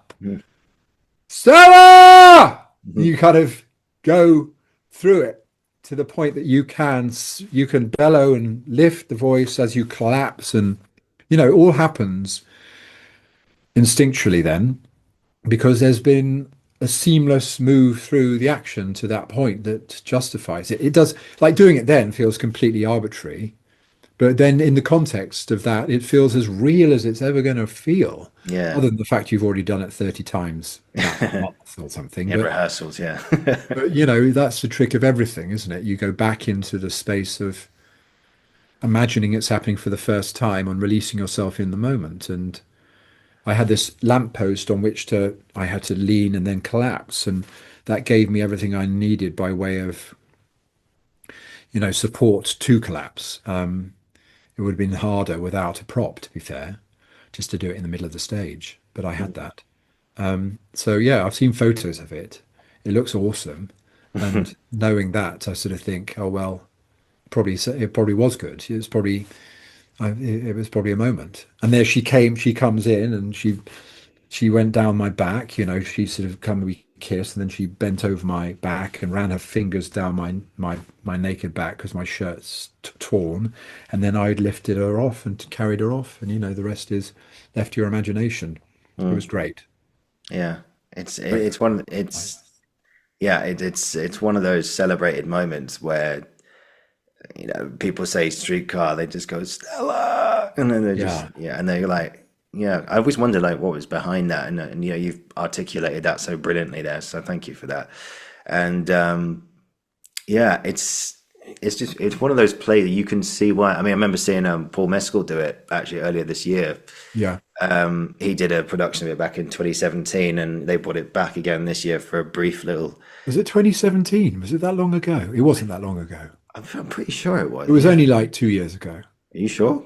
Was it 2000? Well, it was at the Almeida. I saw it at the Wait, Almeida wait. with Angela in it as well, who was Was Stella. it? Hang on, I think there was only like a year between because maybe I'm wrong. Maybe I'm wrong. Hang on, wait. Paul Mescal streetcar. We do a lot of Google searches today. A streetcar. I'm pretty sure it was back then anyway. Oh no, you're right. Yeah. 2022, 2023 Almeida season. So yeah, only a few years ago. Where did I get 2017 from? I don't know. But yeah, anyway, a few years, 2022, 23 season, and then they brought it back again this year, so only 2 years apart. Yeah. And I thought he was good in that. I mean, his moment, so good. it was very, very good. Yeah, his moment of madness was he had a plate which he smashes down on the floor, and then all this like stage food just goes everywhere. And he said there was one night at the Almeida where he was doing this moment of big Stanley angry acting, and he threw this plate on the floor and it bounced and it skimmed off the stage and went straight towards the audience. And luckily it missed the audience. I think it went into the aisle or something like that. But he just sort of paused for a second. He said, the suing that would have happened if that had hit someone. And I had the same. It's in the script. He smashes it. Who do you think you're talking to? A pair of queens when he smashes it then? Because and there was a way of doing it. I remember because it was sugar glass. It was like it was breakable. It wasn't proper china because that would in the Donmar too. If it shattered, that could have splinters in people's eyes and shrapnel and so on. Gone everywhere. Yeah, so it was different to the other plates that you were eating from, and everyone's having something to eat and all the ham and everything. And I was making a pig of myself. You get grease all over your fingers and your face, as she says. And then you've got to pick up this plate in a moment and just stand up and whack it down and smash it with all the force that, that again gives you everything in that moment. It's like the gunshot from Henry V or Stella, they're brilliantly scripted moments of impact that give you the calm and, the shock of the aftershock through which to play the contrast. It's a brilliant dramatic device.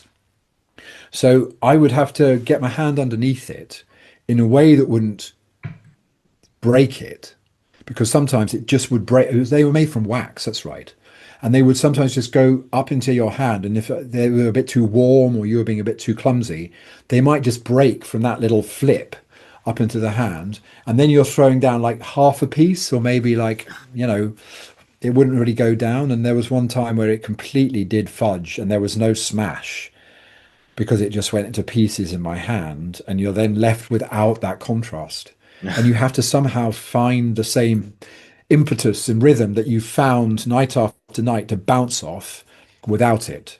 And in a sense, that kind of thing is good because it does make you check in and go, oh, okay, what am I doing?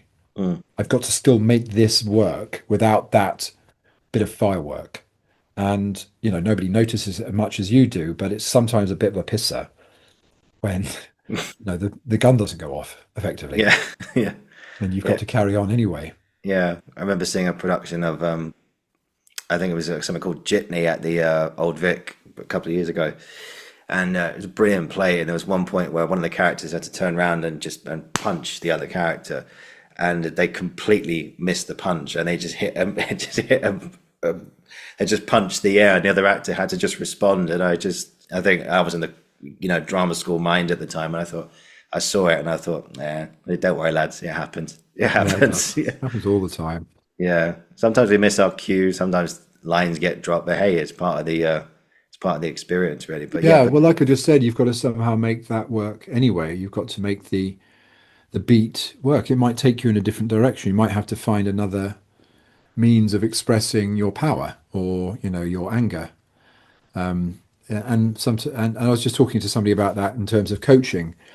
About things going wrong when you public speak. Now, I think we actors are sort of often in a place where when something does go wrong, we'll use our instincts to get around it. And we've got enough presence of mind to just let it happen and find something new, or to find the next line, or to just march on and know that it's not nearly as impactful as we think it is to the audience's enjoyment of the show or the moment. But I think people who public speak feel like as soon as something goes a bit off, the whole thing is terrible, and they panic and they just want to, crawl under the table. But I once got left alone on stage because an actor didn't come on. He was still in his dressing room, and I Oh remember no. I was the only actor on stage, and I'd finished my scene, and I just had to look at the audience, and then I was about to come out with my improvised monologue in character. I was about to say, and so after 3 hours of being at this party, I still haven't found the person I'm looking for. Hopefully, any minute now he will arrive, and the two of us will be able to speak about the day's events. But fortunately, or unfortunately, they pushed on the next two characters coming on, and so we suddenly jumped forward, and I was like, "Oh, well, that bit didn't happen. We'll just carry on without it." And hopefully, the audience won't have noticed, and they didn't. There was not a person in the house that would have known that. Yeah, no, it happened to me once. I was doing the Crucible. I think I was playing the Marshal Herrick, and I had to take two of the girls out. I came back on. And I had a swig of whiskey or alcohol from every flask I had, and I knew as soon as I put the lid back on, it would make like a ding sort of sound, and that would be like a cue to know that the next entrance was behind me. Did the ding, no footsteps, no nothing at all, and I thought, okay, all right, what do I do? So I literally I thought, okay, well, what can I work with here? What can I work with? Okay, so Herrick, he's just taking people out. He's trying to figure out in his own head. He's angry. He's sad. He's depressed. So I just paced up and down the stage it felt like 10 minutes, but it was probably only about 10, 20 seconds. But as you know, 20 seconds on stage feels like a lifetime, and Pacing is always a thing, isn't it? There's always a bit of pacing goes on, like, okay, we're over here. Now we're over here. It's not over there. It's not over there either. And so I just go. It's not often we pace in life, really. If we could have just the confidence to stop and to look, yeah, to regard, and just to think, it probably would seem like a justified beat of action. yeah. And you go, oh, Right. I seem part. what's he up to? What's he up to? This is interesting.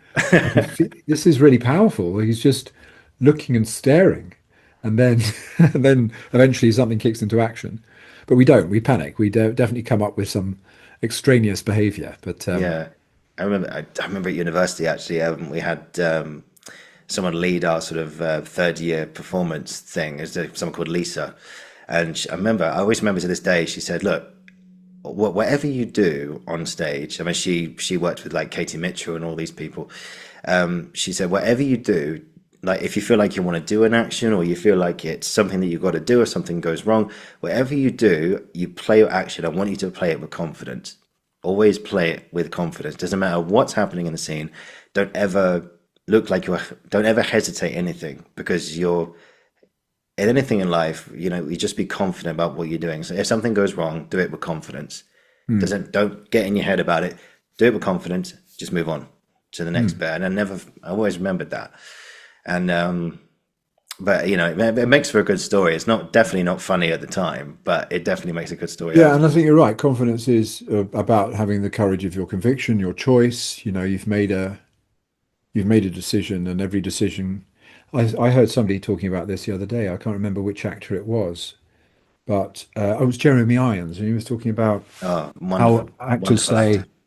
"Yeah, he is amazing," and how actors say, "Oh no, he wouldn't do that," or actors want to thread together the logic of behavior. And in fact, this is something Evo said when we were doing A Little Life. I remember when James and he were having a conversation a bit along these lines about a scene that I had with him. And the principle is that we try and make sense of the coherent sense of the sort of sequence of behaviors that come together to exhibit a character.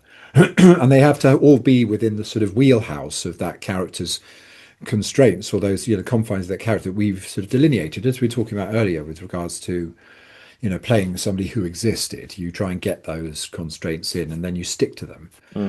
But actually, the thing that makes people human is the fact that they do different things, and irrational, unpredictable, illogical, and out of character things. That's what makes them human, and characters could do the same. So if it is something different and extraordinary that you choose to do, but you do it with the conviction of somebody who wants an outcome and is trying to change something, in them or in the person that they're speaking to, then it's likely to make utter sense, even if it doesn't make logical sense.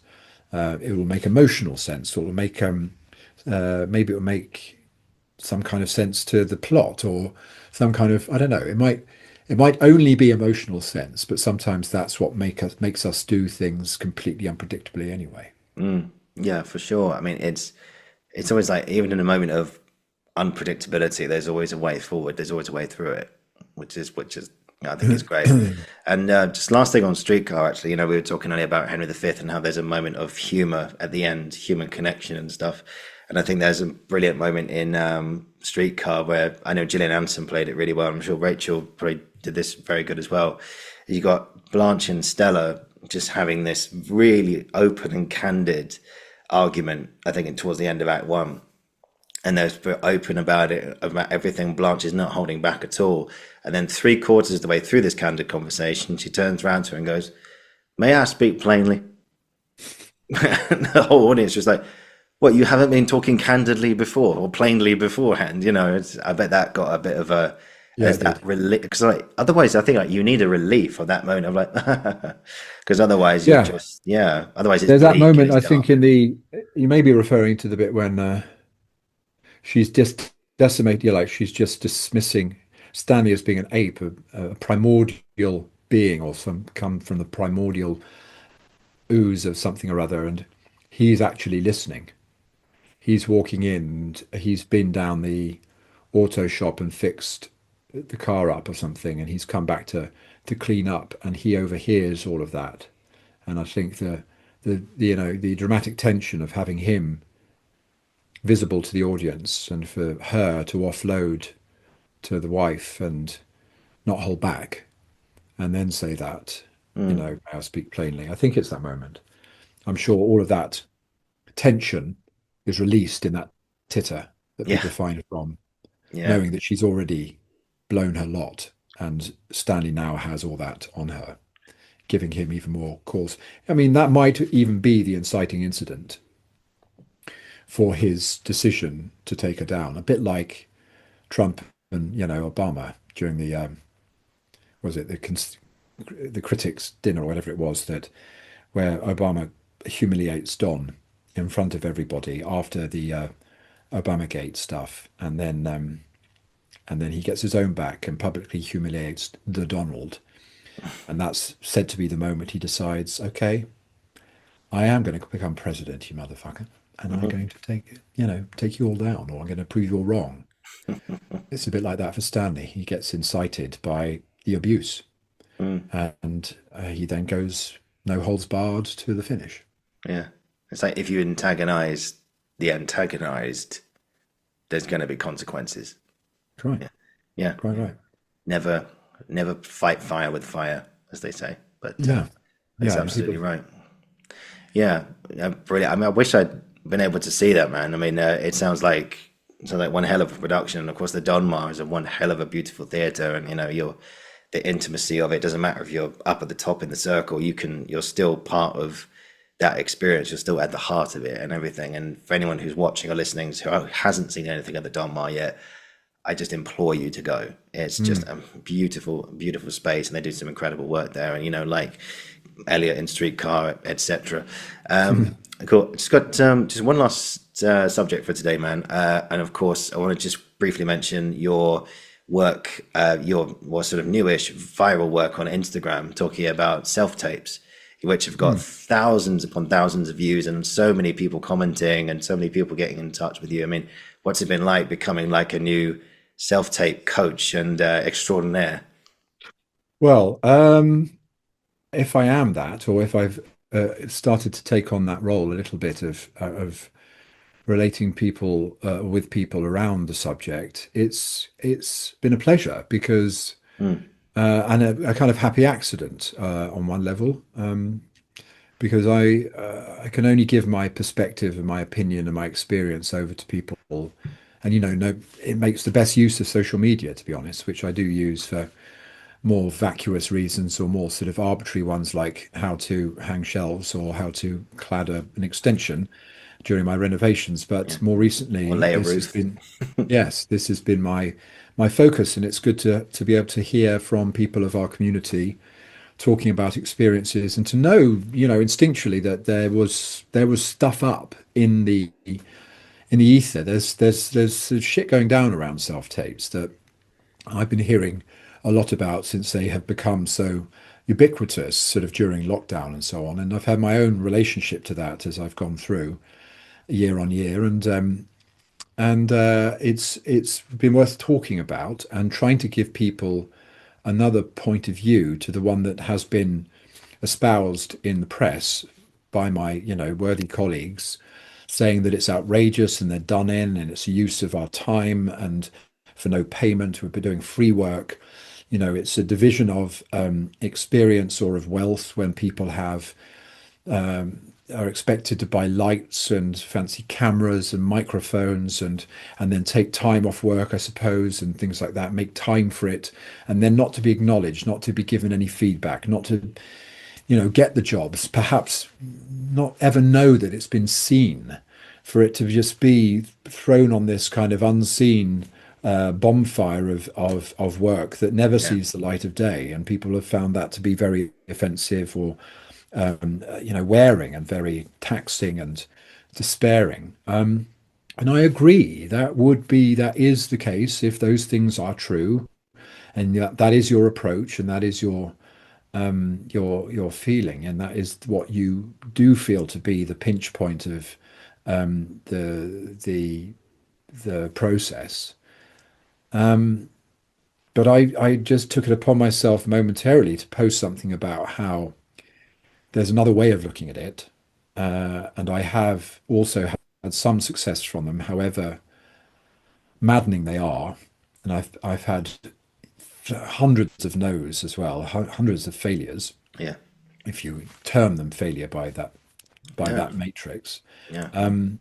But I wanted to just give some people a sense of hope, that and a different mindset that doesn't burden them with the sense of all those things I've just mentioned, because I think they've been created by the natural neurosis and enthusiasm or desperation to get work, which exists amongst our community all the time. We will always be worried about the next job and where it comes from, and how we're going to even be considered for it, and how outrageous the ratio of work, of supply and demand is, and how that will always be a defining factor, and that we always feel subservient and second in line to the gatekeepers and the manifestors and the visionaries and the employers and the money people and the suits. We always feel subservient to that, and that's natural.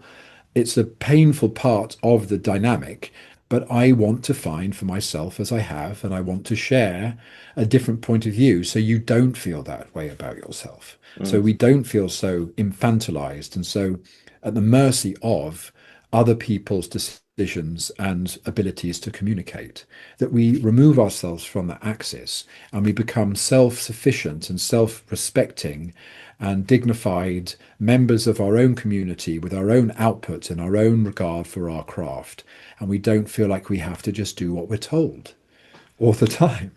I mean, I want to be quite maverick about this. I want to be quite audacious and contrary about it. I don't want to, at 50 years of age and 25 years in the business, have to just do what I'm told because it's the way the system works all the time. And to learn just what the points of the sort of tick boxes are, to make sure that I adhere to all these prerequisites made by people in the industry to make their life easier. Yes, I want to make no one's life more difficult, but I also don't want to feel like my creativity is being quashed by some system that is in place to make lives easier. Actors don't make lives easier, we make lives. We make that scene, we create lives, we create things to respond to about the human condition. And we're not there to be comfortable and to do always the right thing. We are always kicking up a fuss one way or the other, on stage, on screen, or in society, and so may it continue. But we don't want to cut our noses off to spite our face. And I think self-tapes can be something where we create a moment of art that we are proud of, that we can set up for ourselves in a way that brings the work to us and not make it about somebody else's needs and their requests and their perceptions of what this should all be, because we don't know what they are. They may get written in an email. We may see all these points of a breakdown, all these points of how to shoot a worthy and correct self-tape. Yes, fine. That's there for a guide. We can take that as we will. But behind that, that seems all very authoritative. But behind that are a bunch of people still not knowing what they're looking for. Yeah. Still feeling their way into their vision. Whether they be the writer, the director, the producer, the studio, they don't really know what they want. It's not there as a done deal in anyone's mind, not least because there are so many of them to talk about it. They don't all agree. So you don't have to agree with them either, because you will never know what they are thinking, what they are after, what they want. The only thing you can do is see what they give you and take it as a spur to your own ingenuity, creativity, and independent thought. And you are given 30 seconds, 10 seconds, or a minute and a half in it seems, wow, or 10 minutes, or whatever might be the bunch of scenes, whatever they come to. Yeah. You might send off 4 minutes worth of tape, but really you're given 20 seconds, 10 seconds to show what it is you're about. And if you're trying to do that because of your second guessing what it is you think they're about, then you're not going to do that. You're already putting up an edifice, a block from what you are about. And in my view, what you're about is your essence. We were talking about essence earlier in regards to the essence of the Kenneth Williams, Jim Reston, or Richard Nixon that you're playing. Yes, you have to harness that essence clearly and cleanly, and with all the signifiers of a skilled craftsperson to go, bang, this is who I'm playing. And we can do that with the written fictional character too. You look at a breakdown, and in that breakdown you can take 3 or 4 qualities, characteristics, choices that are in there for your guide, your constraint, like you are when you are playing Kenneth Williams or a famous person. And you pick them out and you go, right, I can do that. Yeah, that's my ballpark. But then it's your essence that they're looking for, your uniqueness, originality, your power, your soul. I know that sounds lofty, but it's what you've got. It's true. It's true. Here you are for these few minutes in your day. Well, there may be a few hours in your day, a small percentage of your month, a tiny percentage of your year, if you have a shitty year and you're not on stage or on the screen all the time, to act. And I don't believe we should be acting for anyone else at that moment. These are self-tapes, and you are the self. You are the actor with action that you are projecting, you are showing, you are revealing to the viewer, whom you don't fucking know. Even if you do know them, there's a bunch whom you don't know, that you have to just sing from your songbook. And you pull that to you and what you would do with this role as it speaks to you. So that's the sort of mindset of what I think we should be treating them as, because if you do, then you send them off and the work is done. You have already done the job. Don't think about the job tomorrow. Don't think about it being something that you'll do next week. It's not. You haven't got that phone call yet where you go, yes, oh shit. You're just throwing it out. Like I did when I said to Michael, I'd love to play Stanley one day. And then 3 years, he said no. And then I went away and, forgot about it. But 3 years later, he was doing the show and I was like, holy shit. So I did my work in that moment with Michael to say what I needed to say, that then got me in the room later. And a self-tape is only there to get you in the room. It's not going to get you the job. It does occasionally. I've got jobs from self-tapes. But don't think of it that way. Don't even think of it, really, of getting you in the room. The self-tape is the job. That is you acting for that day on that role. And it's the same with an audition in the room. You have the chance to play that role, yes, for that day, for that minute, for that hour. Make sure you do it with your soul.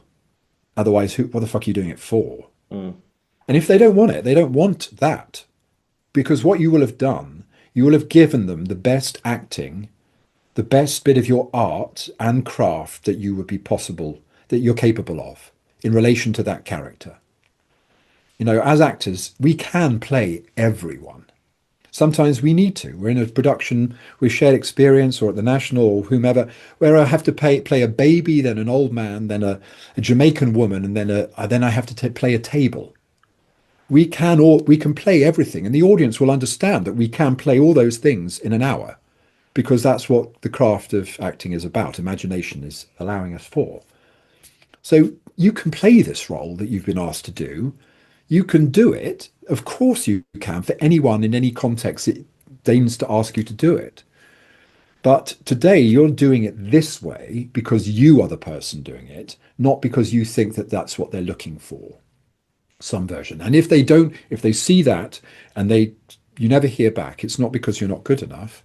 It's because that's not how they envisage it in relation to everything else they're making.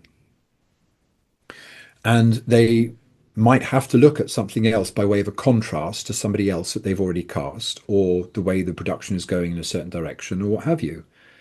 But at least you've honored yourself by presenting your truth through that character in the vignette of a self-tape that will only ever fill you with pride and a sense of control and a sense of, I've done it, and I can move on, and I'm not waiting for the phone or the feedback or the follow-up or the callback or the job. I'm not. It's gone. And that's the sort of shit that I believe, because I've done it. I've done as many as anyone else. And I've had some wins and I've had some losers. And when I first started talking about this, I had The Conjuring and King and Conqueror coming out in the same month, both of which I got from a self-tape that I filmed on my own in hotel rooms without a reader, in my way. And the third thing to say about this really is my way of doing it, as well as all that mindset, is a bit different to generally the way people do it. Few people have done bits and bobs of what I do. It's not extraordinarily different, but I'm coherent and consistent with the way I do it. I believe in the way I do it. I give ownership of that to myself, and it helps me time-wise and intention. It keeps it clear, clean, expedient, and uncostly to my dignity. I can own it, and I do it without pressure from anyone else, without expectation from anyone else, and without criticism from anyone else, which is where I find my ownership. And when I mean criticism, I also mean my agent doesn't come back and say, I'm sorry, there's not a reader here. You're doing this on your own. There's no other lines in this. How is that possible?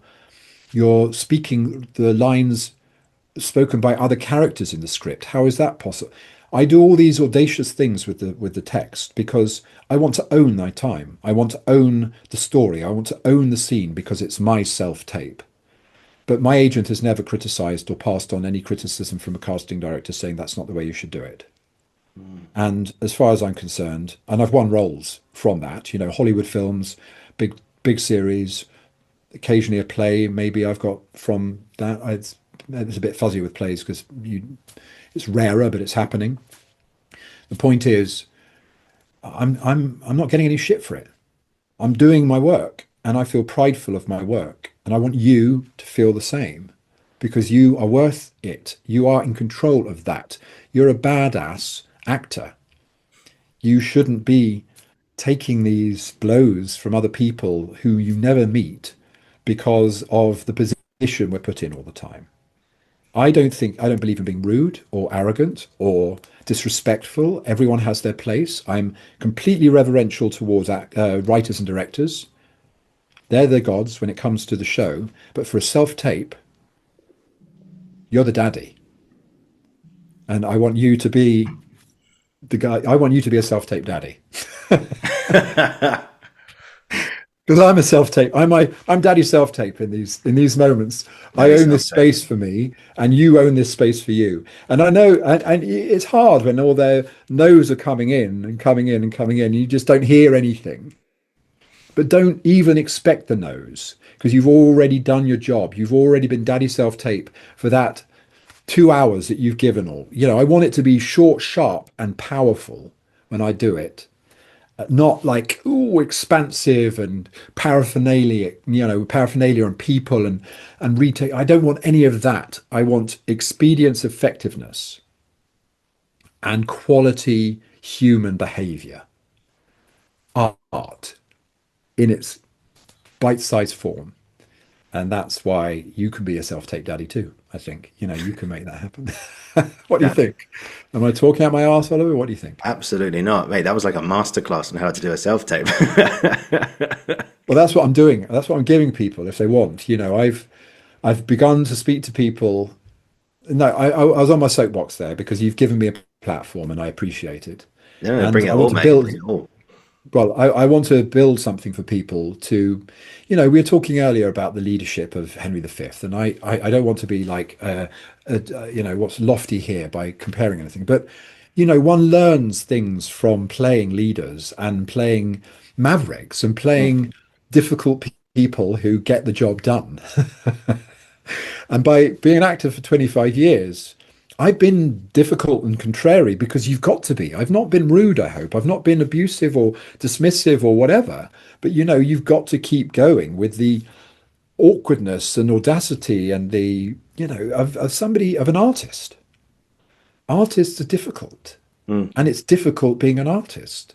Yeah. And so after 25 years, 50, grey hair, let's fucking do it. Yeah. Let's keep talking because, social media gives us platforms and opportunities to connect.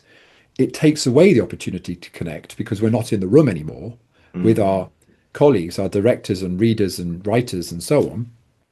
But we are, we can connect in other ways. And that's how I'm doing it. I'm connecting with people. If you want to hear more, you can reach out to me on Instagram and I can set something up and we can find out how you can find your, self-tape daddy mojo. So you're not just at the mercy of the silence Mm. because you're in Exactly. control. You're in control.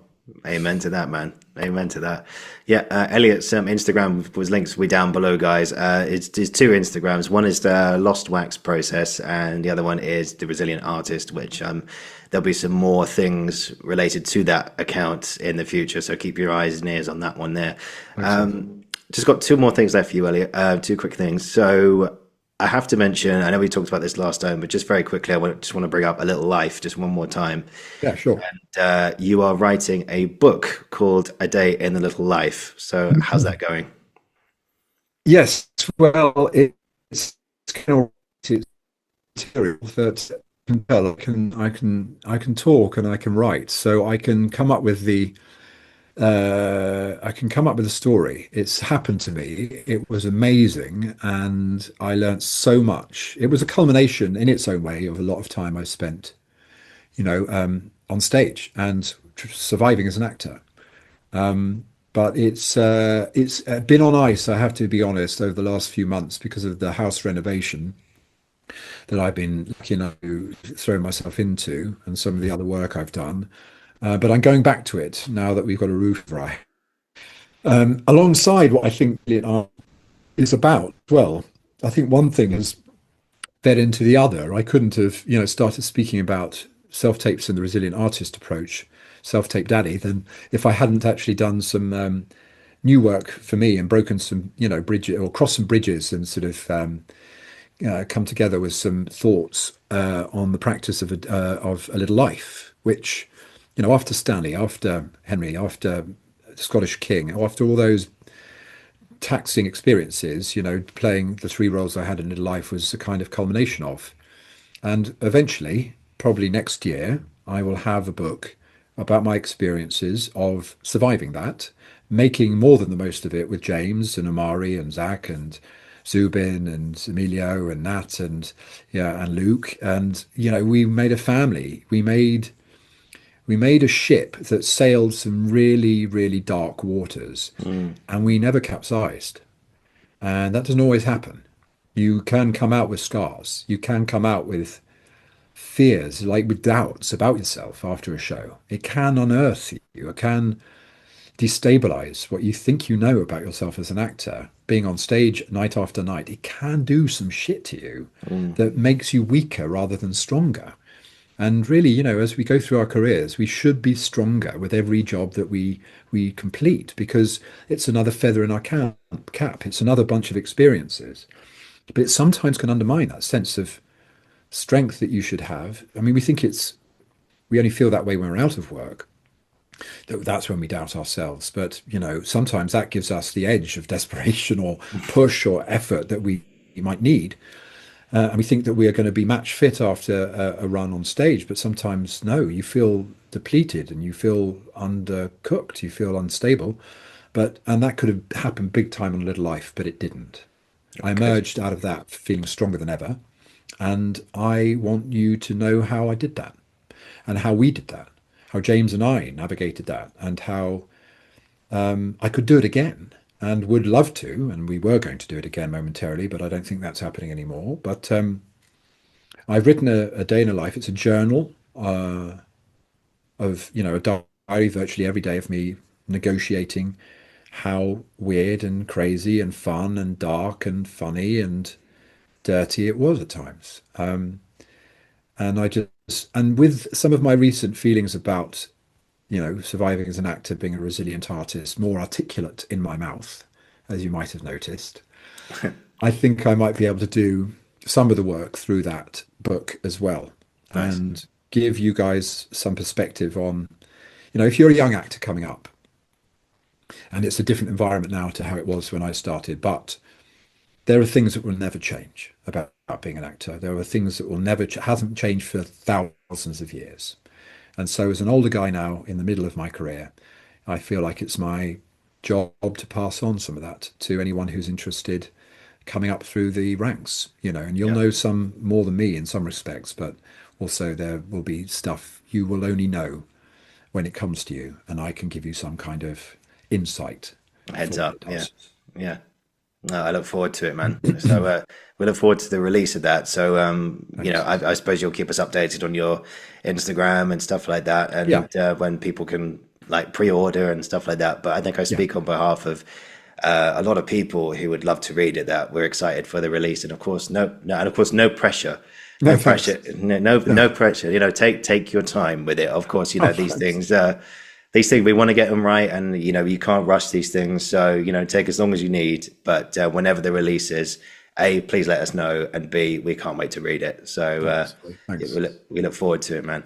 Thanks. I just got one last question for you today, Elliot, which is the closing one for every part two guest. So slightly different to last time. Oh, yeah. But before we get into that, I just want to say thank you so much for your time today. You've been so generous with your time today. I really, really, Pleasure. really do appreciate it. And I've been looking forward to getting you back on here for some time now. And we've done it now. And I'm just reminded of not only just the amazing actor you are, but just the incredibly intelligent man that you are as well. And you're just a dream to talk to. And Uh, if I may say it plainly, as Blanche says it, I'm proud to call you a friend and yeah, everything thank in you. between. And we haven't met in person as of yet, but hopefully that will change in the future, I'm Well, sure. yeah, for sure. Like, I hope we meet at a theatre or we do something of that kind, because you go to so much at the moment. I think it would be Yeah, I do my best. Yeah, a good benchmark to be, to be at a theatre at the same time as you, because I need extra impetus to get out of my little ensconced life here up in Muswell Hill. Now I've got my little place, and I just would, yeah, I'd value that if we had the chance. absolutely. It's going to happen, man. We're putting it out there. But, Okay. actually, funny enough, as we speak right now, there's a Little Life show on tonight. Hanya Yanagihara, who wrote the original book, is in Yeah. London tonight. I know James is going to be there at the Queen Elizabeth Hall at the South Bank. I don't know Oh, if no you, kidding. Oh, yes, and Amari too, I think. yeah, Amari's Yes, I going to had be. seen that mentioned. Yeah, what's the night? Yeah, maybe it's not too late to go, Yeah. but I There's hadn't some, otherwise planned to. So, yeah, I think there's some tickets left. So just have okay, a little look. I mean, I'm going tonight, so I might see you there. So okay, well, there we go. Wednesday night, yeah, maybe possible. Thanks, yeah, man. yeah. Well, if you are, just drop me a message. We'll sort it out. But Okay, anyway, final question for every part yeah. two guest it's just simply this, really. What makes you happy?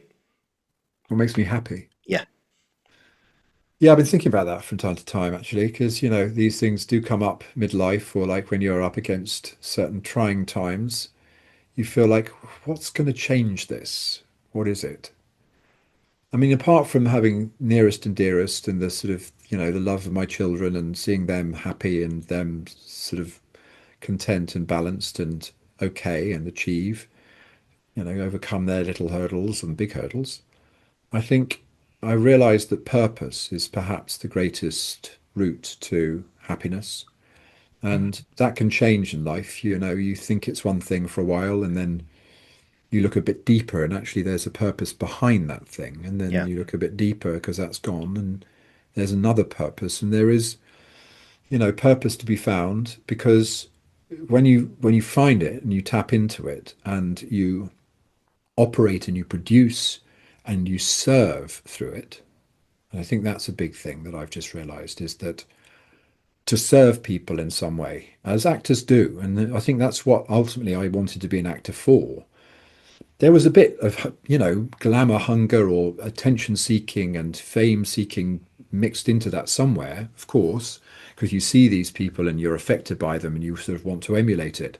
But actually, because I've not pursued that in the way that I could have done, I realize that's not been a huge part of my life or motivation. But I saw theatre as being something that had purpose, to give people some guidance and help with their own struggles in human nature, or just a reflection onto their own human nature and to understand what it is to be alive.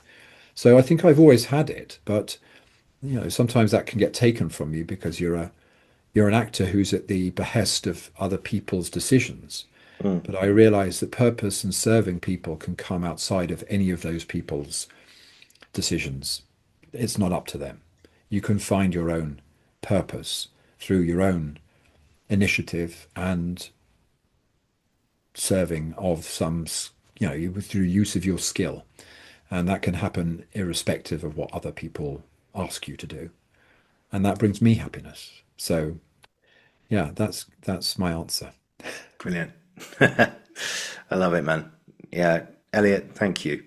Thank you Pleasure. so Thank much you. for today. It's been so much fun, just like last time. And yeah, I look forward to even more stuff that you get up to in the future, the book and more films and theatre that you do. And I'm sure we'll have another one of these conversations at some point in the future. And you're always welcome back anytime, and to talk more about stuff, and also keep up the self-tape videos, man. We love them. We absolutely love hearing your stuff. And of course, you talked about it today. And yeah, it's been a real honor, just like last time. And just thank you very, very, very much again. If you just hang on, I'll finish the recording. We'll have a tiny debrief, then you can shoot back off. And yeah, wow, fantastic. Guys, thank you for watching. Thank you for listening. This has been the Uncensored Critic Podcast. I'll be back very, very soon. And Elliot, you're a master. Thank you. Thanks, mate. Bye.